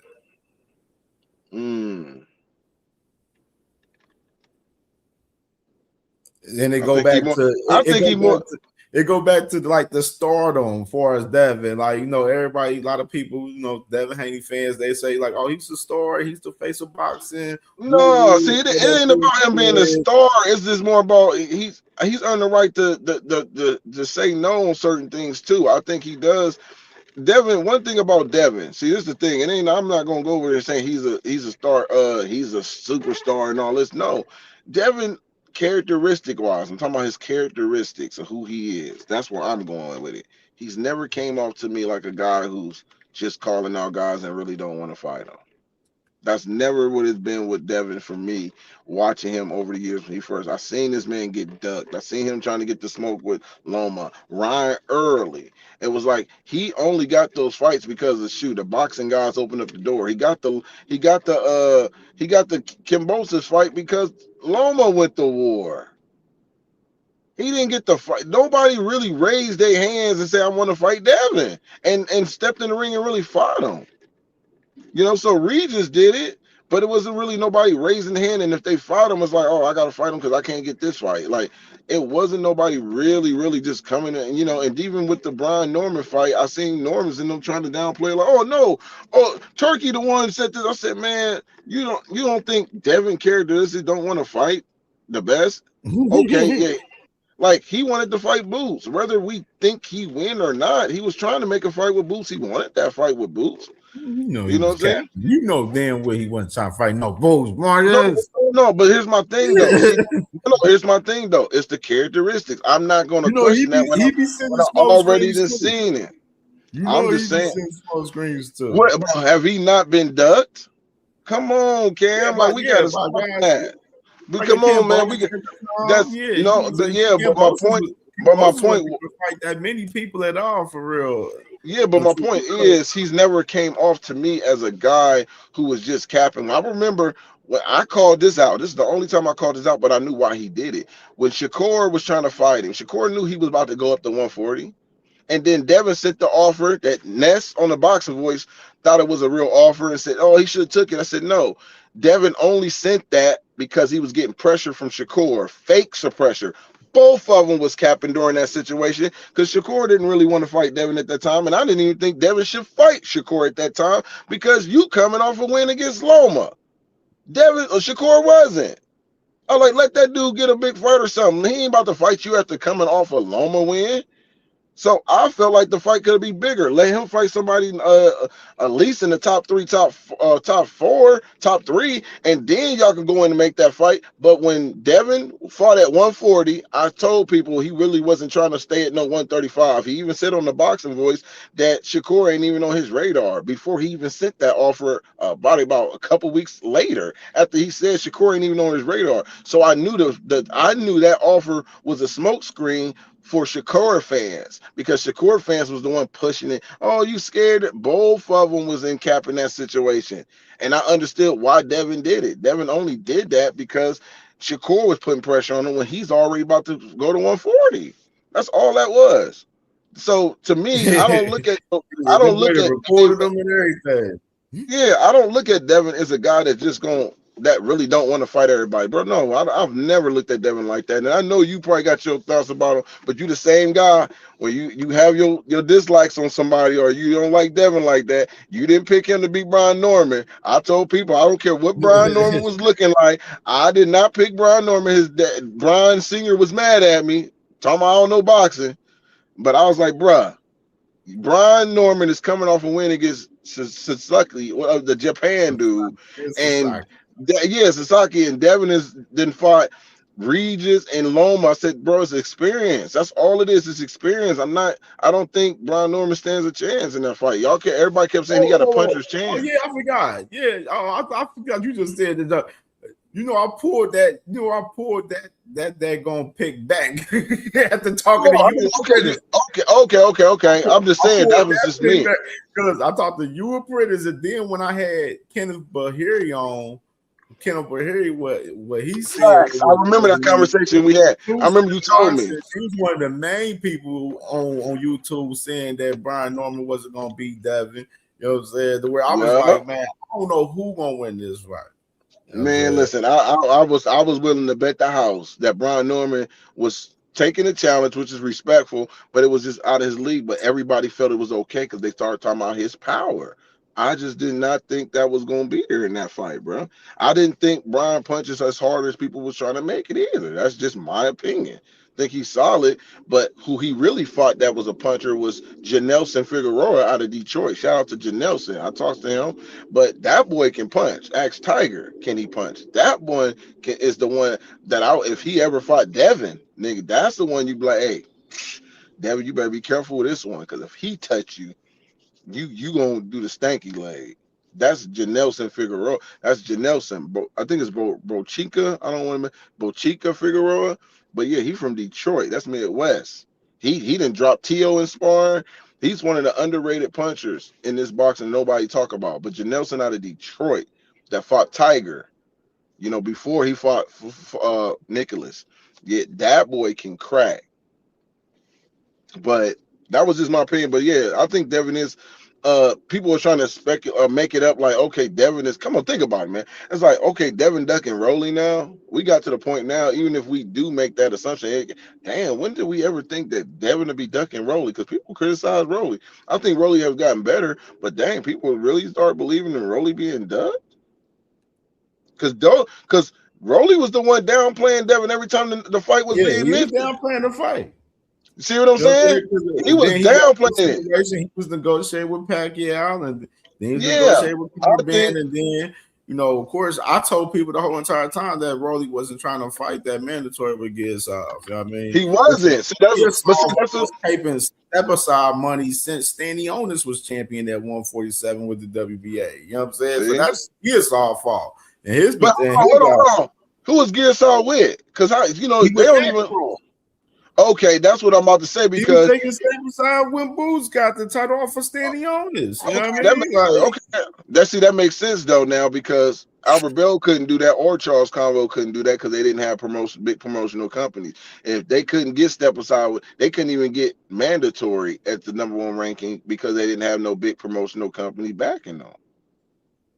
So when they was just because you #1 in the rankings don't mean you gonna even get mandatory. That's something people don't even know. That's something people don't even know. You don't even get guaranteed mandatory. We seen it with what's his damn name? That Javier Herrera at 135. He the interim champion for the WBC, and they got Zepeda and Lamont Roach fighting for the strap. What? Javier does got the interim. He's dangerous. I think that's gonna be the one I'm worried about. That's another Cuban that we gotta worry about in Ohio, brother. That's another one. We're gonna have to worry about that one. I think with the thing is the business is the business at the end of the day. The TD said they screwed the Cuban over. That was Lamont Rose and Zepeda making a fight behind the scenes. They approached that's WBC like we both 1 and 2. Can y'all approve this fight for the title? And they approved it. Yeah, but that's my point of being consistent though, Cam. That's why I gotta stay with my criteria because when I stay consistent, it ain't no favoritisms. Javier could be in the same position Albert Bell and Charles Conwell is in. Who is his promoter? Who is his backing? You get where I'm going? Like we got to do that with. See, I didn't know that. So it's like now, he with Queensberry, so he's gonna be in a good position anyway because he's got somebody backing him, bro. So he's gonna be good. They can get just because you with a big promotional company don't mean you can't get sidestepped and messed over as well because we have seen that by plenty of guys. You know what I mean? But I'd rather be on the big promotional company than on the outside looking in. I will say that. That's a fact. That's a fact. Well, and Xander and Boots, man. Xander and Boots. I got to get your opinion on this, though. They first day, man, tickets on sale already sold 8,000 tickets, man. Already in day one, man. Already doing crazy numbers in this fight already. So, man, what I remember you definitely I see you posted this the other day earlier too with Man, I thought that was so funny, dude. Man, I was early on IG, man. I was getting weak as hell, like, bro, that shit funny as hell. That man said, "We will see in New York." LOL, these pictures be having me rolling like that. man, Because for that man real. Xander was just looking at Boots. He stared at and that was the first time he actually looked off on him for real. Because they was locked in on eyes the whole time. Man, he was crying, dude. I'm still laughing at that picture, man. No, I think it's gonna be a good fight, man. At first I didn't like it when I first heard it. I'm gonna be honest, but then you got to think about the experience, man. You got to think about who they fought, and it's not too far off. I think Boots got a better resume, but it's not saying much either, and that's crazy. You know what I'm saying? So for him to have 35 fights anyway. But I think skill wise, to come down just skill wise too, man. I think Boots is definitely gonna have the skill set. But here's my thing. How is Boots gonna react if he is hitting Zayas with some big do he react when shots ain't affecting them? What if the shots ain't gonna affect him? What if Zayas gained confidence because he's taking these shots and they ain't hurting him as much? So that's gonna be very telling, man, because again, Boots is feeling himself. He's still, I'm knocking a lot of people out, man. I got a high percentage, he's feeling himself, man. So we're gonna see. This is gonna be a big fight. And then you tell another thing with Boots that's I scratch my head on because I rock with Boots though. Is how you gonna say the dude you don't know if he really want to fight because you talking about the percentage and 55 split and he would have took the 45. And I'm like, bruh, if you don't stop, you shouldn't even be talking about the split and you can't get fights under matchroom. See, that's my problem with some of these. No, he was saying the 55 because I guess what happened was they had the same. Basically, Xander he took the same deal that Virgil pretty much had with the zone and Boots, as far as the 50-50 split. But with that deal that they had with Virgil, they had like a 5% to the winner. And Boots was saying like if you was confident in winning the fight, you would have did the 5% to the winner. On the fight. And Xander was like, nah, I'm good with what we doing and stuff. I'm providing for my family. You provide for your family. Is it 50? So is the fight 50-50? Yeah, so they doing a 50-50 split. Oh, okay, because I was under the impression that Zayas was getting more. That's cool. With a guy with 2 belts, bro, you getting 50-50? And you talking about 5% more of the winner? Nah, no, he good. It's good. He good. Yeah, Xander said like I got the 2 straps. I didn't have to fight you. You know what I'm saying? Was yeah, he right. In that case, he right. He didn't have to fight him. But. He didn't have to fight him, and he didn't actually have to. He should have asked for more percentage just because he had the belts. See, that's the negotiations gonna come in. You got to play hardball when you. And this is how I will approach it. Al Heyman approach it. I don't care if you are the one everybody talking about, the boogeyman. If you are struggling to get fights, you already giving us negotiation leverage when it come down to sitting to the table. Because we would have took 5%, 10%, 5 or 10. Because my fighter got 2 belts, and you talking about 50-50? Because you up here 150, and you talking about you the man and this and this. How you the man? Who you be? I'm the man though. Everybody calling me Boots. I'm the man. Well, we're gonna see in this negotiation if you the man, because we're gonna go somewhere else. See what I'm saying? Like Top Rank ain't had no problem going. They could have went somewhere else. Yeah, Todd the Buff even said it. He was like, because Eddie Hearn was like, I'm absolutely shocked that they taking this fight. And if I was promoting Xander, I probably would have had him doing something else, bringing out Bad Bunny, fighting somewhere else, fighting another guy, MSG and all of that. You know what I'm saying? And and then Todd the Buff agreed. He's like, man, I agree with that game plan. I'm like, damn, Todd the Buff, damn, y'all just just gave the whole confidence up right there, right on the deck, right there for Xander on the spot right there. Listen, Y'all just told the world pretty much like shit. Yeah, we didn't really want this man to have this fight with Boots Ennis in 4K. No, because you got to think about it. Who he fought, he got 2 straps, but it's like, see, that's the thing. It's like you put these fighters in position to get world titles, and then you say they ain't ready. Then they shouldn't be fighting for world titles. See what I'm saying? They shouldn't be fighting for world titles if you don't think they're ready. So that's the problem I have. And then 2, Eddie exposed himself without people even catching on, because Eddie is telling you how he moved AJ. Exactly. That's what I told everybody yesterday too. Exactly what I said. I said he just exposed his own self, because that's exactly how he moving with his fighters. Connor Ben, Josh Kelly Joshua right now. You know what I'm saying? He definitely showed his colors with that shit. That's why he didn't even realize what he said when he said that shit in the press conference. Where I was like, Eddie, do you know what the fuck you just said? And I had to stop the presses when we was doing the press conference reaction the other night on the show. Where I was like, did y'all hear what he just said? Absolutely, because that's what he's doing with Connor Ben. He just, you get the Eubanks. That'd be good fight. And somebody said, well, what about Boots? No. I like Connor. I like Eubanks at 160. That's more better for him. You notice that Eddie Hearn have a lot of his welterweights jump multiple weight classes. He told Kell Brook to go fight Triple G. That was a good fight for him. Broke his damn eye. And then he got to come back and fight Earl to defend the mandatory. Man, you messing these fighters up, man. Don't go with Eddie. He had you jumping multiple weight classes to avoid smoke. Hey, he said, Faye said Josh Kelly next. Yeah. Now what? Now this what word from the man Eddie Hearn the other day. He said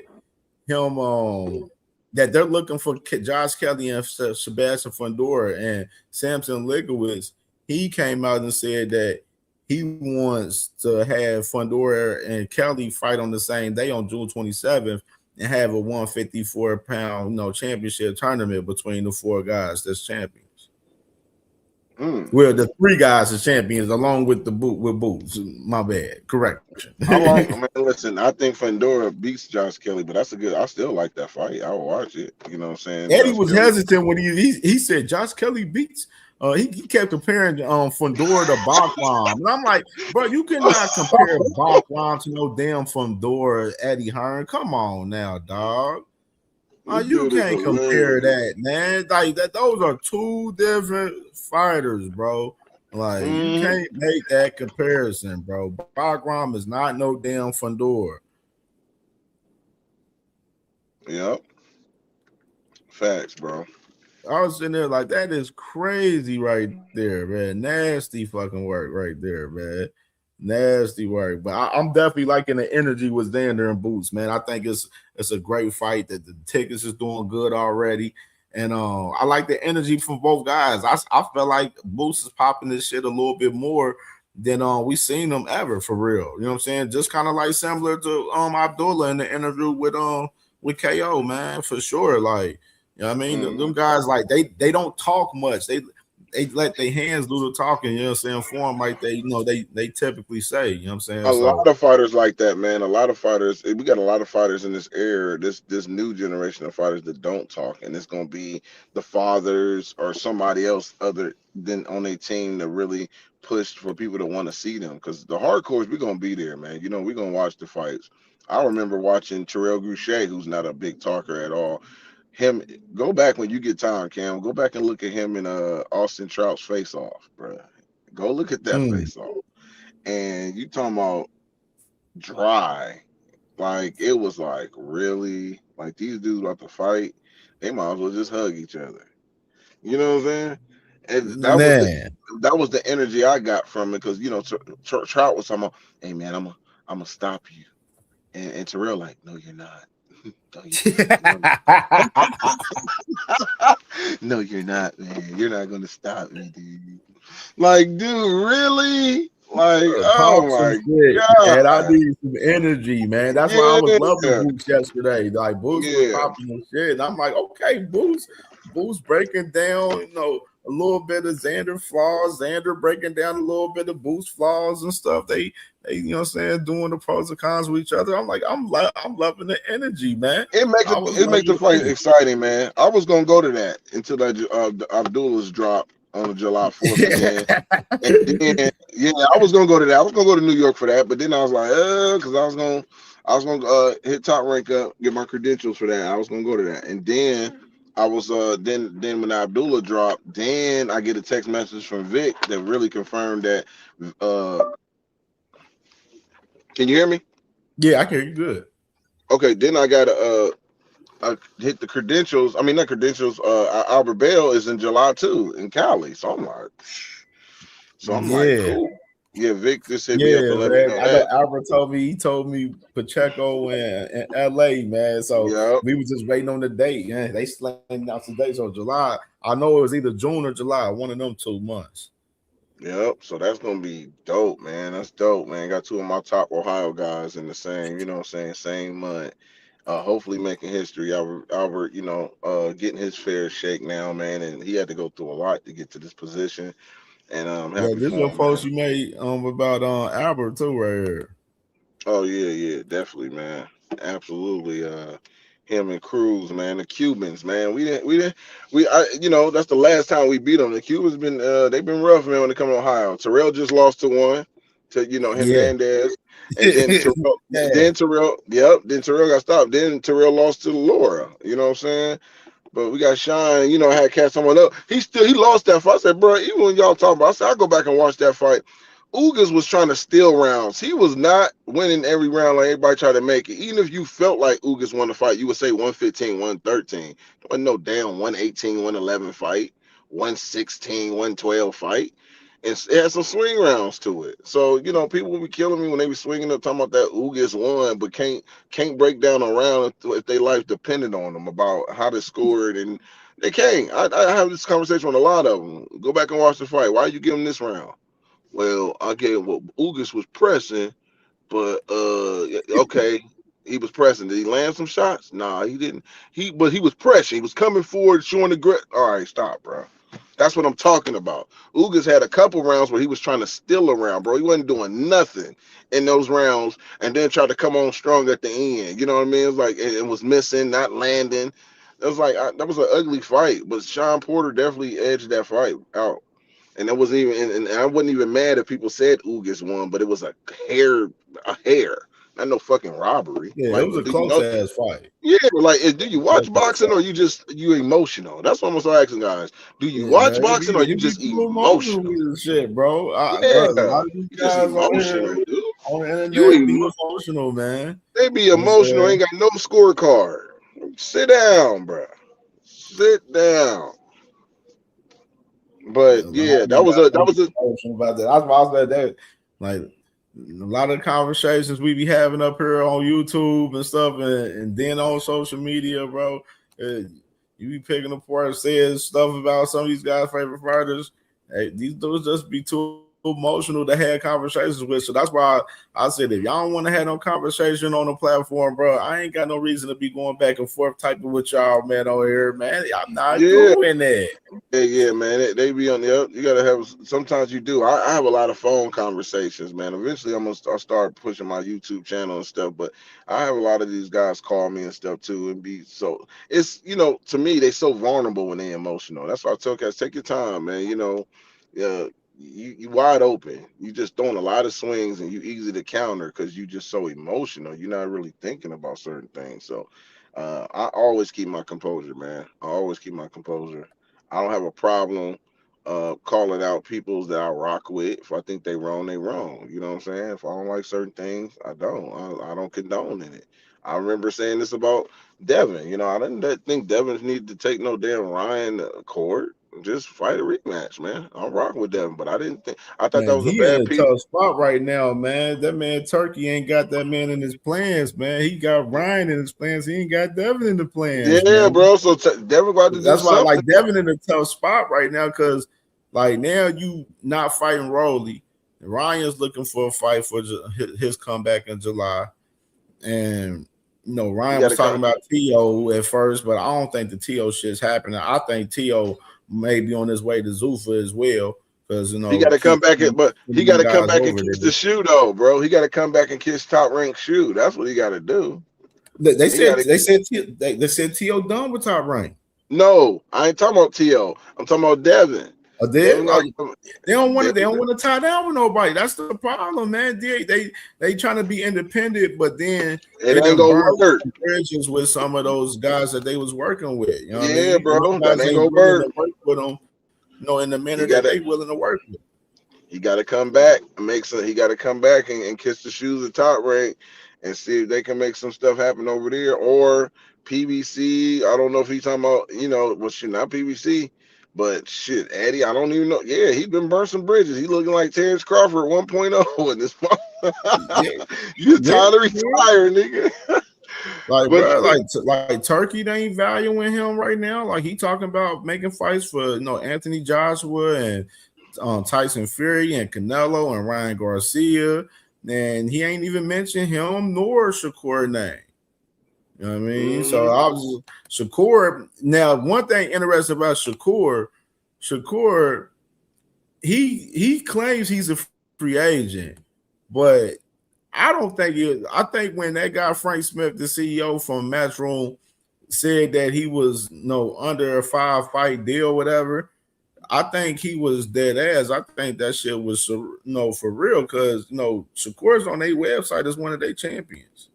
You know what I mean? So I don't know if he locked in. I don't know if he locked in with Eddie or not. He keeps saying he not. Eddie and them saying he is. Then whatsoever. So I don't know what's the situation with him, but of course, he been relying off of Turkey Al-Sheikh and stuff. Of course, Turkey Al-Sheikh got a lot of shit going on, as far as Saudi Arabia in particular. Like, they got everything going on with Iran and all of that shit going on with the war and shit, where they ain't placing events right now currently out there in Riyadh season because of what's going on. And of course, the money invested in, EA Sports deal that seller has, money tied up in that situation where, that money is on hold because of that situation and stuff. So they ain't Turkey's, he's paying for the fights that he wants to pay for right now. You know what I'm saying? So if you ain't bringing like the entertainment value, for us in his eyes, he's not, rocking with you right now. And you seeing some of the guys, he's forcing guys to fuck with Zuffa now too, because he's pushing Zuffa more than anything too. You know what I'm saying? So some of them big guaranteed paydays from Turkey Al-Sheikh look like, it's starting to diminish a little bit right now currently. I mean, some of them guaranteed paydays some of these fighters was getting from Turkey, you probably gonna either have to go with Zuffa, or if he decide to rock with you, he'll rock with you. But he ain't rocking with everybody like he was beforehand, just giving everybody, you get $1 million, you get $1 million. Like, he ain't doing that anymore like that right now currently. Yeah. Okay. It's crazy. It's crazy, bro. It's crazy to see that shit. Like, and think about it in that perspective. That's a perspective a lot of people don't want to talk about as far as Turkey Al-Sheikh currently right there. Yeah. But now you see the promoters now, like I've been telling people too, you seeing the promoters like Top Rank on the zone now. So you seeing Top Rank, Golden Boy, Matchroom, Queensberry, even along with PBC being over there on Amazon Prime. They working with Golden Boy and Matchroom and Top Rank to make fights happen and stuff. I mean, like, you're seeing all five, the big five. You're seeing the big five working together right now against what's going on with Zuffa currently. You know what I'm saying? And they're making fights, without each other. Especially we just seen, right now Top Rank about to make. Top Rank and Matchroom got 3 fights that they making together right now with Abdullah and Joe Cardina and Oshaki Foster and Raymond Ford. You know what I'm saying? Along with Xander and Boots. And here's another thing. Here's another play for you. Don't be surprised The winner out of Raymond Ford and them later on, let's say about next year or something, Abdullah and them might fight at 135. One of them might go up and get one of those fight and get a fight with Abdullah. Don't be so out of the box off that one too, because that can definitely get thrown in there because they top ranked fighters fighting for another world title and stuff like that. Yeah, that'll be offered. Don't be surprised to see a guy from 130 come up to 135, just like we seeing now. But for real, and I mean I think Ashaki, I think his whole focus is like, oh, if I beat Ford, then I can push for the the Shakur fight even more. But I don't think that guarantees him that fight with Shakur to me. And this is the first time I'm saying this too. That's the crazy part, because I thought about this the other day. I'm like, that don't guarantee Ashaki to fight though with Shakur. It does push it. It's a good fight. It the storyline for it, but it don't guarantee the fight with Shakur. But you know what? Shakur is gonna be in a situation like Devin eventually too, bro. I mean, they gonna be in situations where they're gonna have to fight somebody, bro. It's like, hey, you can only keep acting like you this and that, but you're gonna be in a situation because it's too many friends. That's one thing we don't want to touch on. It's too many damn friends in boxing. Too many friends in boxing, bro. That's what I'm saying. I'm on a no brotherly love campaign in this shit right now, man. It's too much brotherly love shit going on in boxing, bro. Too much of it. Like even Devin and Shakur they be acting friendly with each other and stuff. Like he said Abdullah stopping him. Yeah, I'm like, I don't get it. J-Man said, bro, Abdullah, man, bro. He's stopping Hey, Abdullah, that dude, bro. I was looking at the trajectory of Abdullah right now, where he's at. I'm my personal opinion. I see him at 135, maybe 2-3 more fights, and then 140 is the step. You know what I'm saying? And he's stepping up there. You know what I'm saying? I think with the experience within the next 3-4 fights, he's gonna be dangerous for everybody. He's gonna be dangerous for everybody, like in the next 3-4 fights that he has. Yeah, wait till that mustache and that beard growing when he's Super Saiyan 3. We ain't seen y'all talking about the baby face Abdullah. Waiting till that full axe hitting the log with a beard Abdullah come. We ain't seen that version yet, bro. That's a whole nother monster, bro. Man. Ohio's gonna be at top for a long time. Just buckle your seatbelts, because as Abdullah reign undisputed, being at the top, here come Team Cartel fighters turning pro. Here come Real Deal out of Cincinnati, Ohio. Wayne Davis, Lawrence Davis, and those boys coming out of Real Deal turning pro, with more guys getting signed. We got Nemo from Toledo. Andre McCollum, he's there. I got to get him on the channel, man. I got to get him on the channel. Yep, they working on something. So he's another one, bro. So we loaded, bro. It's gonna be a while, man. Buckle your seatbelt. Ohio's got some stuff coming, bro. Man. So much smoke from the amateurs on up to the pros, man, for real, man. And that's why I try to make sure we highlight Ohio as much as possible, man, in the biggest way, because we got a lot of heat over here, bro. Like, it's a hotbed. Like I seen you mentioned earlier, Toledo's a hotbed in Ohio right now for us boxing right now. I was just talking about that. It's like, it's just if they a lot of them bond, and some of them are trying, man. That's the thing. Some of them are trying to come together, but if a lot of them was together, man, they'd be unstoppable, bro. And I'm just talking about a lot of these gyms, and that's in every city. They ain't just Toledo.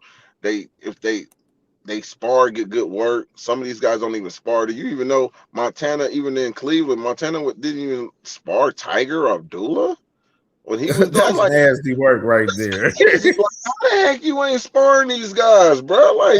That's good work right there, bro. What? That's crazy to me, bro. So I don't get that individual stuff dies. My whole brand is based on listen, I'm biased, but to an extent, I show love, man. I show love to a lot of guys outside of my state, and when it comes to boxing and stuff. But I wanted to build a brand to support everybody's success. It's everybody involved in boxing, your channel, everybody else channel, man, that's just involved in from Ohio. Those was the first ones, and then we show love to everybody else. That's how I do it. But I based my brand on y'all success, on fighters, promoters, reps, Ohio.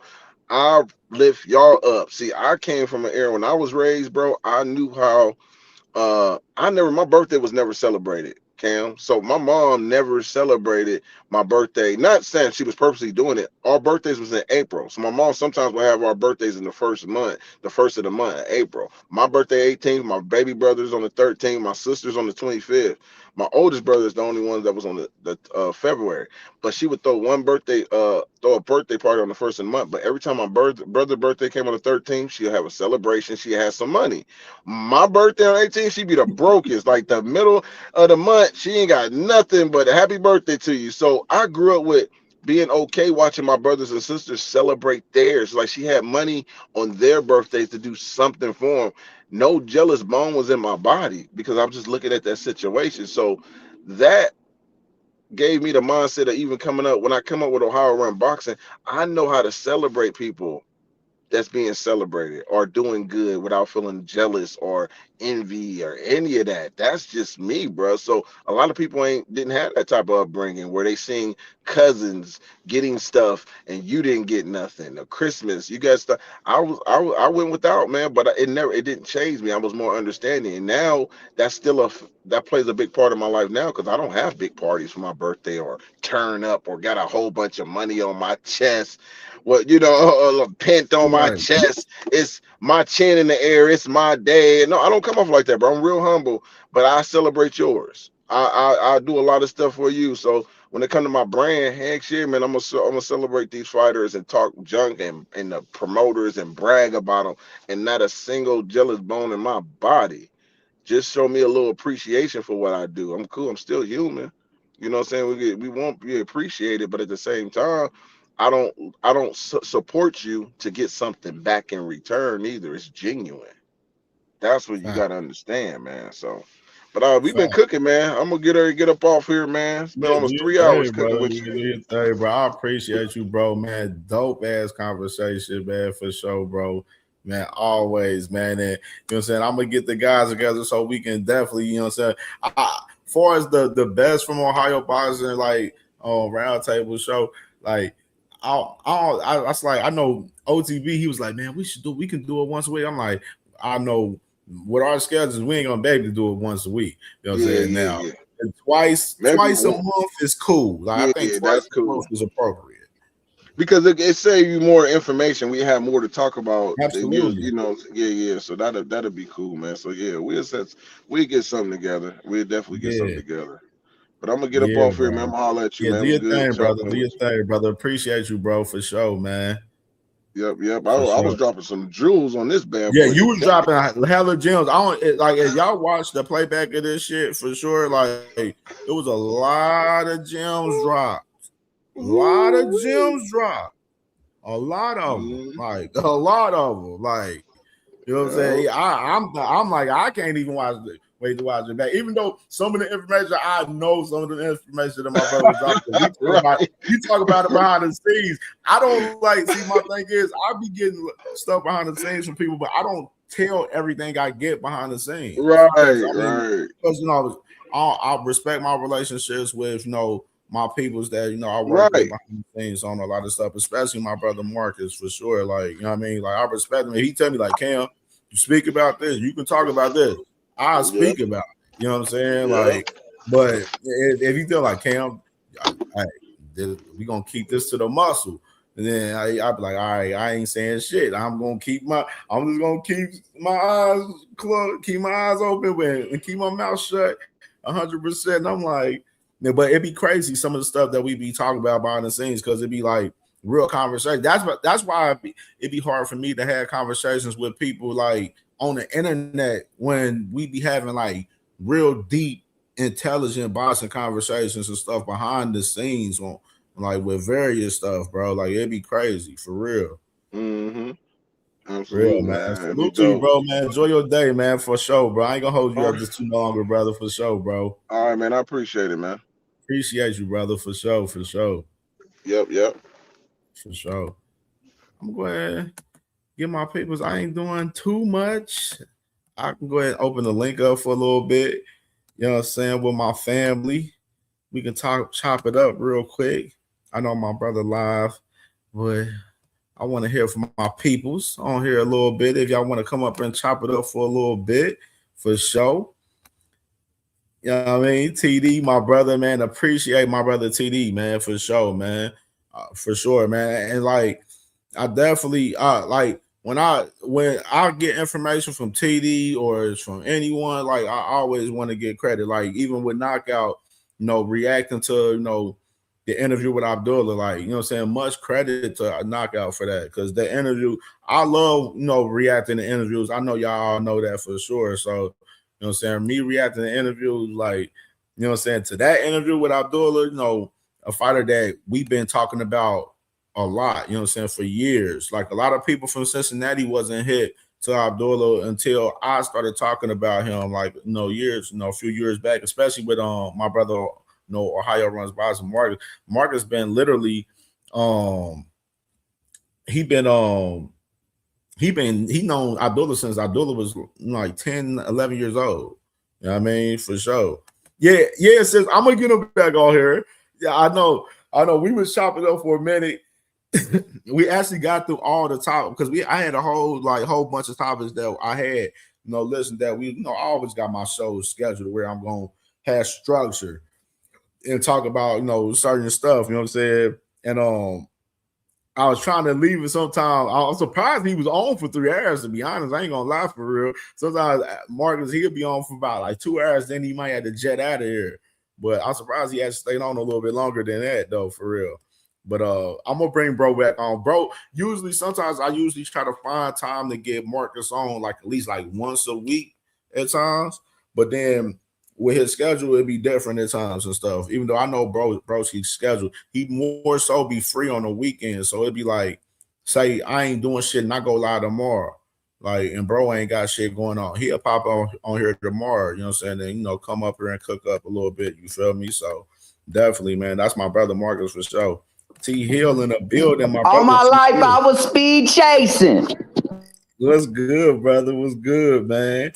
For sure, man. I'm feeling like Kareem Lakers. I always be trying to bring, like, I'll be always trying to have some different flavor to the shows at times and stuff with, you know, co-host wise at times. And Marcus, me and him always had dope conversations. We'll get pushed back to each other. People be looking like, yeah, they're going to. No, we get pushed back to each other on certain topics and stuff, like the Devin topic, of course. You know what I'm saying? We had some pushback a little bit on that topic because, you know, my brother, he like Haney, and y'all know, you know, I be crushing the Haney's hearts at times. You know what I mean? For sure. So, man, yeah, what you think about everything, man? Abdullah, Xander, you know, and Boots, 8K on the ticket sales right now, man, and boxing in general, brother, man. What's your thoughts, man? It's my brother T Hill, the commissioner. Hey, well, you know, Abdullah in the ring is always a good thing, man. He come to entertain, and on top of that, he come to conquer his domain, dog. He said that, you know what? If you in my division and you trying to be great, then you gotta see me. Because, you know, I'm trying to be greater, so I appreciate that Negro from that, you know what I'm saying? And on top of that, you know, I rock with him. In fact,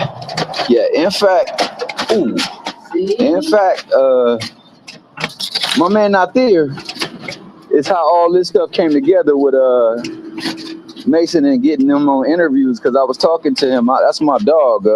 That's Abdullah Mason cousin.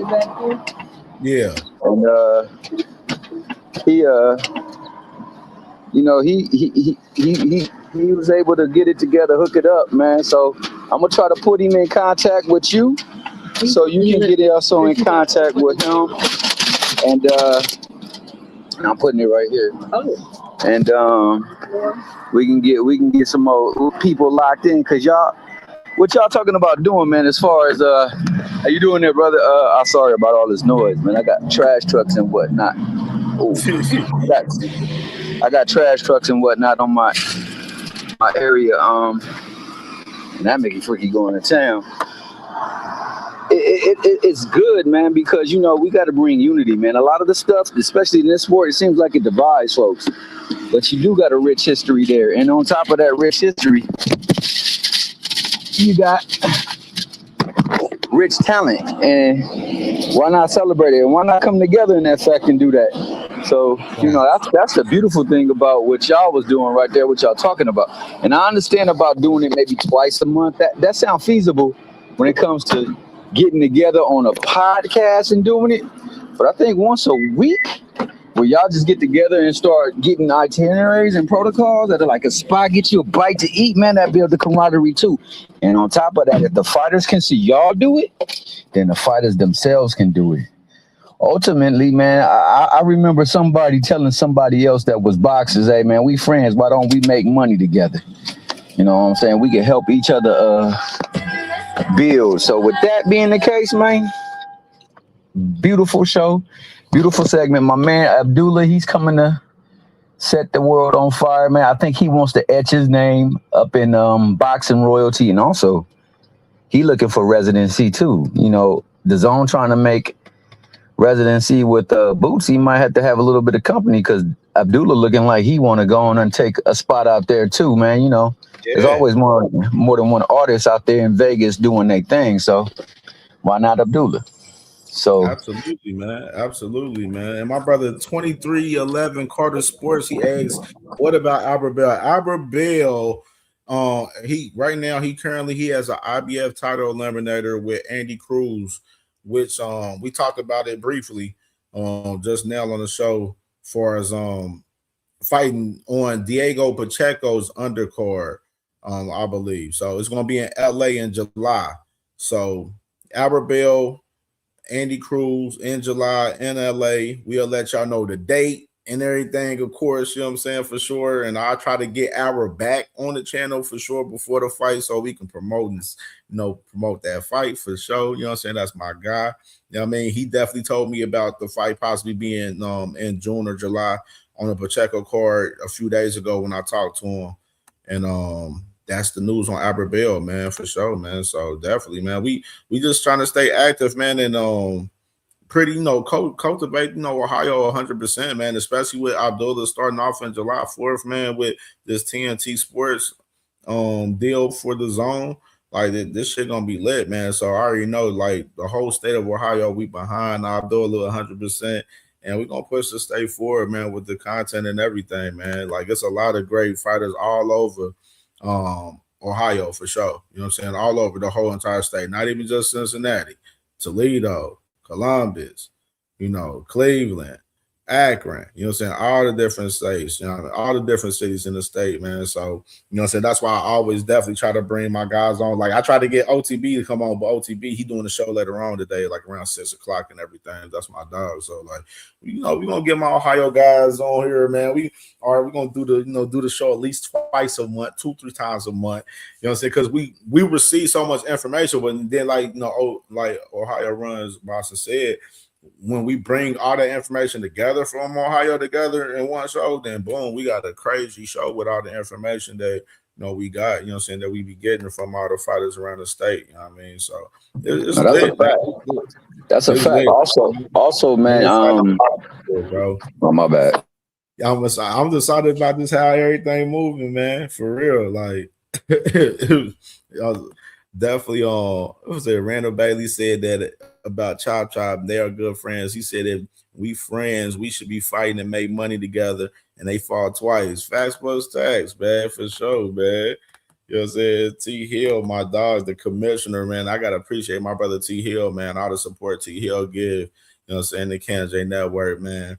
All over the internet. T Hill, that brother pushed the brand heavy, man, and I appreciate my brother T Hill always, man. That's why he got one of the big ranches, man, for sure. That's why I call him the commissioner, man, because my brother definitely be holding it down, man, for CamJNetwork. So I got to definitely say I appreciate my brother T Hill, man, most definitely, for sure. Hey, let me say this too, bro. Also with the format, man, what y'all doing, the biggest thing, and I think where most of us, especially in this new cyber media or new media, Mr. Ticket, is the amateurs and the people coming up, man. I mean, you know the history that Ohio got there. They got a commonwealth of talent through the amateurs, man, and that's how you can build and forge even stronger relationships as well, too, man. So that's y'all coming together can absolutely boost that, and like you say, bring notoriety to a sport where boxing got a lot of rich history up in Ohio. So man, y'all doing a good thing, man, a good work, man. So definitely shout out to y'all, man. Shout out for y'all being forward thinking and making sure that you guys put the state of Ohio on the map, dog, and that people remember how great a sport it has been in that state, man. So hey, man, shout out to you, man, pushing the network, dog, making sure that it's just more than just boxing. I got so much shit, like, because everybody know we talk boxing on the platform a lot, you know what I'm saying, of course, but of course, I got a college football show where we talk Ohio State football, and of course, I go ahead and give the little go ahead and get y'all a little alley-oop. I got a Bengals show, a Cincinnati Bengals show that me and my brother, TB, we've been working on behind the scenes that we about to start running on the channel and stuff. I got a whole football and basketball show that's about to be on the channel a lot as well, man. Called Sideline to Baseline, which is we got a lot of stuff that we're gonna be doing on the channel, man, more than boxing, because boxing ain't the only sport we talk about, so we talk about other sports as well, man. So I'm saying, a lot of different stuff, me working with my high school kids out here in Cincinnati and stuff with football and sports just in general, with baseball and basketball. You're gonna be seeing different interviews from a lot of my high school kids out here in Cincinnati, high school football coaches as well, and everything as far as the high school community out here in Cincinnati, man, which is I do a lot of content. I cover high school exclusively out here in Cincinnati for all my Cincinnati guys. So it's a lot of stuff that we do outside of YouTube on like CamJNetwork, on like Facebook, Twitter, Instagram, and stuff as well. You know what I'm saying? That's why I be trying to tell everybody, like, follow me on all the socials, because a lot of my content be on the other socials as well too. I mean, which we started off pumping a lot of content from CamJNetwork on Facebook, Instagram, and Twitter and TikTok and stuff, and then we transferred over to YouTube the past year and everything. And we got a lot of stuff, bro. Like the Bengals show, like the Bengals show. The crazy part, the Bengals show, we might start that tonight. Me and my brother TB, for real. We might do a pilot run on it tonight. You know what I'm saying? That's something me and my boy TB gonna probably put together either tonight or tomorrow. I know we're gonna do our Buckeye show. I know we doing that this weekend, probably either Saturday or Sunday. We ain't did one in about a month.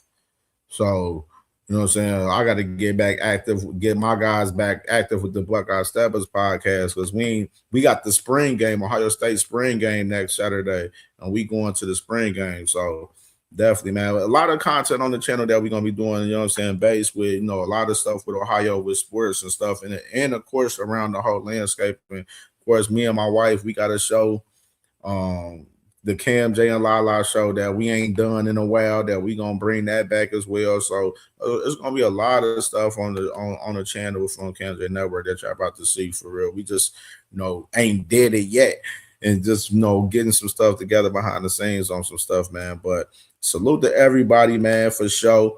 There's a great show.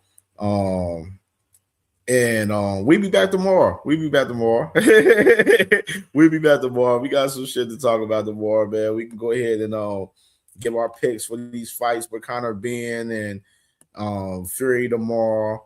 And so we'll be back tomorrow early in the morning, you know what I'm saying, for a couple of hours tomorrow, man, for sure, man. Salute to everyone today with all the support, man, today, man. For sure, Jay, man, the Bengals show. I might do a pilot run with the Bengals show tonight that we got. It's called the Orange and Black Print. You know what I'm saying? The Orange and Black Print. You know what I'm saying? I just came up with this concept for this show literally a few days ago. So we got the Orange and Black Print, you know what I'm saying, as far as the Bengals show. So we might do a pilot run on it tonight, and then start, fucking around and doing it heavy throughout the week, this next week and stuff. Me and my boy TB and stuff, man. And I have other guests and stuff on, that I'm tapped in with, with the Bengals as far as that content and everything. But salute to everybody, man, for sure. Y'all watch us on the playback. You know what I mean? Hit the like button, hit the hype button, subscribe to the channel if you're not subscribed, man, for sure. We'll be back at it tomorrow morning, Saturday. You dig? You know what I mean? And we'll see y'all. We out of here. You dig?